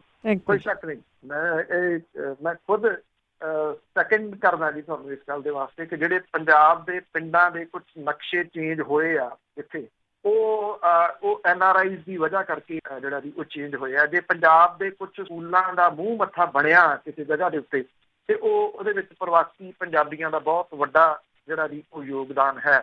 ਇਸੇ ਕਰਕੇ ਜਦੋਂ ਕਰੋਨਾ ਵਾਇਰਸ ਸਟਾਰਟ ਹੋਇਆ, ਜਿਹੜਾ ਗਾਣਾ ਇਹਨੇ ਗਾਤਾ ਸੀ ਸਿੱਧੂ ਮੂਸੇ ਵਾਲੇ ਨੇ ਤੇ ਪੁਲਿਸ ਉਹਨੂੰ ਪ੍ਰਮੋਟ ਕਰਦੀ ਸੀ, ਉਦੋਂ ਵੀ ਮੈਂ ਤਕੜਾ ਵਿਰੋਧ ਇਹਦਾ ਜਿਹੜਾ ਜੀ ਉਹ ਕੀਤਾ ਸੀਗਾ ਵੀ ਇਹ ਤੁਸੀਂ NRIs ਦਾ ਯੋਗਦਾਨ ਇੰਨਾ ਭੁੱਲ ਗਏ, ਇੰਨੇ ਤੁਸੀਂ ਅਕਿਰਤਕਨ ਹੋ ਗਏ ਕਿ ਤੁਸੀਂ ਉਹਨਾਂ ਨੂੰ ਦੋਸ਼ੀ ਜਿਹੜਾ ਵੀ ਉਹ ਠਹਿਰਾਉਣਾ ਸ਼ੁਰੂ ਕਰ ਦਿੱਤਾ। ਤੁਹਾਡਾ ਇਹ ਪੇਕਾ ਪਿੰਡ ਹੈ ਜੀ, ਸਭ ਨੂੰ ਪਤਾ ਹੈ ਕਿ ਇਸ ਗੱਲ ਦਾ।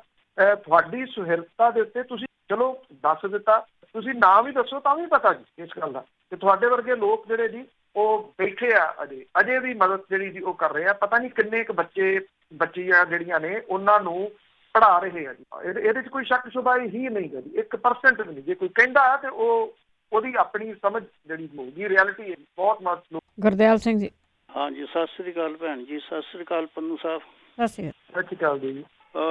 ਕੱਲ ਜੀ ਪੰਨੂ ਸਾਹਿਬ ਤੁਸੀਂ ਕਹਿੰਦੇ ਸੀ ਨਾ ਵੀ ਜਿਹੜੇ ਪੈਲਸ ਵਾਲੇ ਕੁਛ ਬੰਦੇ ਵਿਹਲੇ ਹੋ ਗਏ ਨਾ, ਵੀ ਪੈਲਸ ਕੁਛ ਬੰਦ ਰਹਿੰਦੇ ਆ। ਮੇਰੀ ਇਹ ਸਲਾਹ ਆ ਵੀ ਉਹ ਜਦ ਤੱਕ ਝੋਨਾ ਲਾ ਲੈਣ, ਜੇ ਤਾਂ ਠੀਕ ਆ ਤਾਂ। ਥੈਂਕ ਯੂ ਜੀ। ਪੰਨੂ ਜੀ ਦੇਖੋ, ਝੋਨਾ ਲਾਉਣ ਦੀ ਮੇਰਾ ਖਿਆਲ ਗੱਲ ਕਰ ਰਹੇ ਸੀ ਕਿ ਉਹ ਜਾ ਕੇ ਜਿਹੜਾ ਜੀ ਉਹ ਝੋਨਾ ਲਾ ਲੈਣ। ਇਹ ਤਾਂ ਵੈਸੇ ਕੋਈ ਆਨਸਰ ਨਹੀਂ ਜਿਹੜਾ ਜੀ ਹੈਗਾ। ਦੇਖੋ, ਬਿਜ਼ਨਸ ਉਹਨਾਂ ਦੇ ਵੀ ਡੁੱਬ ਰਹੇ ਆ, ਉਹਨਾਂ ਨੇ ਵੀ ਪੈਸਾ ਜਿਹੜਾ ਵੀ ਲਾਇਆ, ਕਰੋੜਾਂ ਰੁਪਈਆ ਖਰਚ ਕੇ ਦਿੱਤੇ। ਨਾਲ ਦੂਸਰੀ ਗੱਲ ਇਹ ਵੀ ਨਹੀਂ ਆਪਾਂ ਨੂੰ ਭੁੱਲਣੀ ਚਾਹੀਦੀ ਕਿ ਜਿਹੜੇ ਇਸ ਤਰ੍ਹਾਂ ਦੇ ਬਿਜ਼ਨਸ ਨੇ, ਠੀਕ ਹੈ, ਮਹਿੰਗੇ ਵਿਆਹਾਂ ਦੇ ਮੈਂ ਪਰਸਨਲੀ ਤੌਰ ਦੇ ਉੱਤੇ ਕੱਟੜ ਵਿਰੋਧੀ ਹਾਂ ਜੀ ਉਹਨਾਂ ਦਾ, ਪਰ ਕਿਉਂਕਿ ਇਹਨਾਂ ਦੇ ਨਾਲ ਕਿੰਨੀਆਂ ਫੈਮਲੀਜ਼ ਜਿਹੜੀਆਂ ਜੁੜੀਆਂ ਹਨ। ਮੇਰੇ ਗੁਆਂਢੀ ਨੇ ਇੱਥੇ, ਉਹਨਾਂ ਦਾ ਕੇਟਰਿੰਗ ਦਾ ਕਾਰੋਬਾਰ ਹੈ ਕਾਫੀ ਵੱਡੇ ਪੱਧਰ ਦੇ ਉੱਤੇ। 2-3 ਦਿਨ ਪਹਿਲਾਂ ਕੁਦਰਤੀ ਉਹਨਾਂ ਨਾਲ ਗੱਲ ਹੋਈ ਤੇ ਉਹ ਦੱਸ ਰਹੇ ਸੀ ਕਿ 500 ਜਿਹੜੇ ਜੀ ਉਹਨਾਂ ਦੇ ਨਾਲ ਸਿੱਧੇ ਤੌਰ ਦੇ ਉੱਤੇ ਮਜ਼ਦੂਰ ਜੁੜੇ ਹੋਏ ਸੀਗੇ, ਜਿਹੜੇ ਉਹਨਾਂ ਦੇ ਵਾਸਤੇ ਕੰਮ ਕਰਦੇ ਸੀ, ਵੇਟਰ ਦਾ ਤੇ ਕੁੱਕ ਦਾ ਤੇ ਸਾਰਾ ਕੁਛ। 500 ਪਰਿਵਾਰ, ਮਤਲਬ ਇੱਕ ਦੀ ਗੱਲ ਨਹੀਂ। ਆਪਾਂ ਨੂੰ ਇਹ ਵੀ ਨਹੀਂ ਭੁੱਲਣਾ ਚਾਹੀਦਾ ਕਿ ਉਹ ਕਿੰਨੇ ਜਿਹੜੇ ਜੀ ਉਹ ਵਿਹਲੇ ਹੋ ਗਏ। ਹੁਣ ਜੇ ਆਪਾਂ ਇਹ ਸਲਾਹ ਦਈਏ ਤੁਸੀਂ ਸਾਰੇ ਜਾਣੇ ਜਿਹੜੇ ਜੀ ਉਹ ਝੋਨਾ ਲਾ ਲਓ, ਤੇ ਹੁਣ ਲੇ ਆਫ ਤਾਂ ਕੈਨੇਡਾ ਅਮਰੀਕਾ ਦੇ ਵਿੱਚ ਵੀ ਬਹੁਤ ਵੱਡੇ ਪੱਧਰ ਦੇ ਉੱਤੇ ਹੋ ਰਹੀ ਹੈ ਨਾ। ਉੱਥੇ ਵੀ ਜਿਹੜਾ ਜੀ ਇਹਦਾ ਕਰੋਨਾ ਮਹਾਮਾਰੀ ਜਿਹੜੀ ਹੈ ਜੀ ਉਹਦਾ ਅਸਰ ਪੈ ਰਿਹਾ। ਹੁਣ ਆਪਾਂ ਕੱਲ ਨੂੰ ਉਹਨਾਂ ਨੂੰ ਸਲਾਹ ਦੇਵਾਂਗੇ ਤੁਸੀਂ ਝੋਨਾ ਲਾ ਲਓ, ਮੇਰਾ ਨਹੀਂ ਖਿਆਲ ਜੀ। ਅੱਗੇ ਸੁਰਿੰਦਰ ਸਿੰਘ ਸ਼ੇਰਗਿੱਲ ਜੀ। ਸਤਿ ਸ਼੍ਰੀ ਅਕਾਲ। ਹਾਂਜੀ ਭੈਣ ਜੀ ਤੇ ਪੰਨੂ ਸਾਹਿਬ, ਸਾਰੇ ਸਰੋਤਿਆਂ ਨੂੰ ਸਤਿ ਸ਼੍ਰੀ ਅਕਾਲ ਜੀ। ਸਤਿ ਸ਼੍ਰੀ ਅਕਾਲ। ਪੰਨੂ ਸਾਹਿਬ, ਬਠਿੰਡੇ ਵਾਲਾ 25-75 ਹੋਊ, 50-50 ਹੋਊ ਤੇ ਦੂਜਾ ਜਿਹੜੇ ਕਹਿੰਦੇ ਉੱਥੇ ਫੈਕਟਰੀਆਂ ਲਾ ਲਓ। ਅਸੀਂ ਉੱਥੇ 50 ਲੱਖ ਰੁਪਈਆ ਫਸਾ ਕੇ ਬੈਠੇ ਆ ਤੇ ਦਵਾਨੀ ਲੱਭੀ ਨਹੀਂ, ਉਹਦੇ 'ਚ ਸਮਾਂ ਹੋਰ ਲੱਗਣੇ ਉੱਪਰ ਜੋ ਮੋੜਨੇ ਆ। ਉੱਥੇ ਪੈਸਾ ਲਾਉਣ ਨਾਲ ਤਾਂ ਮੇਰੇ ਖਿਆਲ ਕਿਸੇ ਖੂਹ 'ਚ ਸਿੱਟ ਦਿਓ, ਕਦੇ ਨਾ ਕਦੇ ਖੂਹ ਸੁੱਕ ਜੂ ਦਾ ਪੈਸਾ ਲੱਭ ਸਕਦਾ ਜੀ। ਹਾਂਜੀ, ਇੰਨਾ ਥੈਂਕ ਯੂ। ਉਹ ਤਾਂ ਤੁਹਾਨੂੰ ਮੈਂ ਦੱਸ ਹੀ ਦਿੱਤਾ ਜੀ ਬਠਿੰਡੇ ਦਾ ਵੀ ਹੋਣਾ। ਬਾਕੀ ਦੂਸਰੇ ਜਿਹੜੇ ਜਵਾਬ ਨੇ ਉਹ ਕਈਆਂ ਨੇ ਹੋਰਾਂ ਨੇ ਵੀ ਦੇ ਦਿੱਤੇ। ਸ਼ਾਇਦ ਉਹਨਾਂ ਨੂੰ ਕੋਈ ਭੁਲੇਖਾ ਜਿਹੜਾ ਵੀ ਹੋਊਗਾ, ਜਾਂ ਕਈ ਵਾਰੀ ਉਹ ਵੀ ਹੁੰਦਾ ਕਿ ਜਿਹੜੇ ਸਲਾਹਕਾਰ ਹੁੰਦੇ ਉਹਨਾਂ ਦੇ ਨਾਲ ਨੇੜਤਾ ਹੁੰਦੀ, ਉਹ ਵੀ ਜਿਹੜਾ ਉਹਨਾਂ ਨੂੰ ਵੀ ਸਾਰਾ ਕੁਛ ਕੌਣ ਤੇ ਹਰੇ ਕਹਿੰਦੇ ਅੰਨੇ ਹੋਏ ਨੂੰ ਹਰਾ ਦਿੰਦਾ ਸਾਰਾ। ਏਦਾਂ ਦੀ ਵੀ ਕਈ ਵਾਰੀ ਉਹ ਭੁਲੇਖੇ ਜਿਹੜੇ ਵੀ ਹੁੰਦੇ। ਮੇਰੀ ਉਹਨਾਂ ਨੂੰ ਵੀ ਸਲਾਹ ਆ ਕਿ ਜੇ ਤੁਸੀਂ ਇੱਥੇ ਇਹ ਸੋਚ ਰਹੇ ਹੋ ਕਿ ਇੱਥੇ ਆ ਕੇ ਬਿਸਕੁਟਾਂ ਦੀ ਫੈਕਟਰੀ ਲਾਉਣੀ ਹੈ, ਤੇ ਕਈ ਵਾਰੀ ਸੋਚ। ਬਿਲਕੁਲ ਜੀ, ਬਿਲਕੁਲ ਆਟਾ ਨਹੀਂ ਮਿਲਣਾ। ਅੱਗੇ ਲਖਵਿੰਦਰ ਸਿੰਘ ਜੀ। ਹੈਲੋ, ਸਤਿ ਸ਼੍ਰੀ ਅਕਾਲ। ਸਤਿ ਸ਼੍ਰੀ ਅਕਾਲ ਭੈਣ ਜੀ। ਪੰਨੂ ਸਾਹਿਬ ਸਤਿ ਸ਼੍ਰੀ ਅਕਾਲ ਜੀ। ਸਤਿ ਸ਼੍ਰੀ ਅਕਾਲ ਜੀ। ਮੈਂ ਇਹ ਪੁੱਛਣਾ ਚਾਹੁੰਦਾ ਪੰਨੂ ਸਾਹਿਬ ਕਿ ਇੰਟਰਨੈਸ਼ਨਲ ਫਲਾਈਟਾਂ ਚੱਲਣ ਦਾ ਕੀ ਸੰਭਾਵਨਾ ਹੈ ਜਾਂ ਨਹੀਂ? Thank you. ਇਸ ਤਰ੍ਹਾਂ ਹੈ ਜੀ ਕਿ ਮੈਂ ਤੁਹਾਨੂੰ ਜਵਾਬ ਦੂਜੇ ਤਰੀਕੇ ਨਾਲ ਜਿਹੜਾ ਜੀ ਉਹ ਦੇ ਦੇਣਾ ਤੁਹਾਡੇ ਸਵਾਲ ਦਾ ਜਵਾਬ ਡਿਫਰੈਂਟ ਵੇ ਦੇ ਨਾਲ ਕਿ ਇੱਥੇ ਪਰਸੋਂ ਰਾਤੀ ਏਅਰ ਇੰਡੀਆ ਦੀ ਫਲਾਈਟ ਦਿੱਲੀ ਤੋਂ 10:30 ਵਜੇ ਜਾਣੀ ਸੀ, ਜਿਨ੍ਹਾਂ ਲੋਕਾਂ ਨੇ 1,51,000, 1,55,000, 1,60,000 ਤੇ ਜਿਹੜੀਆਂ ਸੀਗੀਆਂ ਜੀ ਫਸਟ ਕਲਾਸ ਦੀਆਂ, ਉਹ 2.5 ਲੱਖ ਰੁਪਏ ਦੀਆਂ ਟਿਕਟਾਂ ਜਿਹੜੀਆਂ ਜੀ ਉਹ ਖਰੀਦੀਆਂ ਹੋਈਆਂ ਨੇ ਵਨ ਵੇ ਜਿਹੜੀ ਟਿਕਟ ਤੁਹਾਨੂੰ 65,000 ਰੁਪਏ 70,000 ਰੁਪਏ ਦੇ ਵਿੱਚ ਮਿਲ ਜਾਂਦੀ ਆ ਆਉਣ ਜਾਣ ਦੀ ਰਿਟਰਨ, ਉਹ ਤੁਹਾਨੂੰ 1.5 ਲੱਖ ਤੋਂ ਉੱਪਰ ਇੱਕ ਸਾਈਡ ਦੀ ਜਿਹੜੀ ਉਹ ਮਿਲ ਰਹੀ ਆ। ਤੇ ਇੱਕ ਹੋਰ ਜਵਾਬ ਜਿਹੜਾ ਜੀ, ਜਦੋਂ ਇੱਥੇ ਨਕਲੀ ਸ਼ਰਾਬ ਦੀ ਫੈਕਟਰੀ ਫੜੀ ਗਈ ਪਟਿਆਲੇ ਦੇ ਵਿੱਚ ਤੇ ਈਡੀ ਉਹਦੀ ਜਾਂਚ ਕਰ ਰਹੀ ਹੈ, ਕਹਿੰਦੇ 300 ਕਰੋੜ ਰੁਪਈਆ ਡਿਊਰਿੰਗ ਕਰਫਿਊ ਕਮਾ ਕੇ ਉਹਨਾਂ ਨੇ ਬਾਹਰਲੇ ਮੁਲਕ ਕਿਤੇ ਅਰਬ ਕੰਟਰੀ ਦੇ ਵਿੱਚ ਜਿਹੜਾ ਦੀ ਉਹ ਟਰਾਂਸਫਰ ਕੀਤਾ। ਉਹਨਾਂ ਦੇ ਵਾਸਤੇ ਤਾਂ ਕਰਫਿਊ ਚੰਗਾ ਨਾ, ਤੇ ਇਹਨਾਂ 에ਅਰਲਾਈਨ ਦੇ ਵਾਸਤੇ ਇਹ ਚੰਗਾ। ਲੋਕਾਂ ਦੀ ਚੰਮ ਲਾ ਰਹੇ ਆ ਜੀ। ਤਰੀ ਜਾਣ ਵਾਲੇ ਜਿਹੜੇ ਲੋਕ ਸੀਗੇ, ਜਦੋਂ ਜਿਹੜੀਆਂ ਸਰਕਾਰ ਕੈਨੇਡਾ ਦੀ ਸਰਕਾਰ ਦੇ ਸਹਿਯੋਗ ਦੇ ਨਾਲ, ਕੈਨੇਡਾ ਦੇ ਇੱਥੇ ਕੌਂਸਲੇਟ ਜਨਰਲ ਜਿਹੜਾ ਸੀਗਾ ਜੀ, ਉਹਨਾਂ ਦੇ 에ਅਰ ਕੈਨੇਡਾ ਪਾਰਕ ਹੈ, ਉਹਨੂੰ ਨਹੀਂ ਛੇੜਿਆ। ਉਹ ਪਤਾ ਨਹੀਂ ਸਟਾਰਟ ਮੁੜ ਕੇ ਇੰਨੇ ਮਹੀਨਿਆਂ ਤੋਂ ਬਾਅਦ ਉਹ ਕਿਵੇਂ ਹੋਣਗੇ, ਠੰਡੇ ਪਏ ਜਹਾਜ਼, ਉਹਨਾਂ ਨੂੰ ਨਹੀਂ ਛੇੜਿਆ ਵੀ ਉਹ 에ਅਰਲਾਈਨ ਜੇ ਕਮਾਈ ਕਰ ਲੈਂਦੀ ਤੇ ਉਹ ਕੈਨੇਡਾ ਦੇ ਖਾਤੇ ਜਾਂਦਾ। ਕਿਸੇ ਤੀਜੀ ਧਿਰ ਨੂੰ ਉਹਦਾ ਕੰਟਰੈਕਟ ਦੇ ਕੇ $3400 one way, Canadian $3400 one way ਜਿਹੜਾ ਦੀ ਉਹ ਟਿਕਟ ਮਿਲੀ ਸਪੈਸ਼ਲ।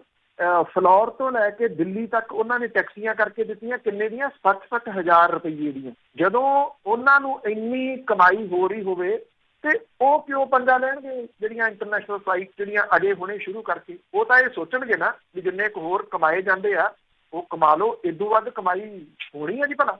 ਜੀ ਜੀ ਅਖੀਰਲੇ ਕਾਲਰ ਨੇ ਪਾਲ ਪਾਟੀ ਹੈ ਜੀ।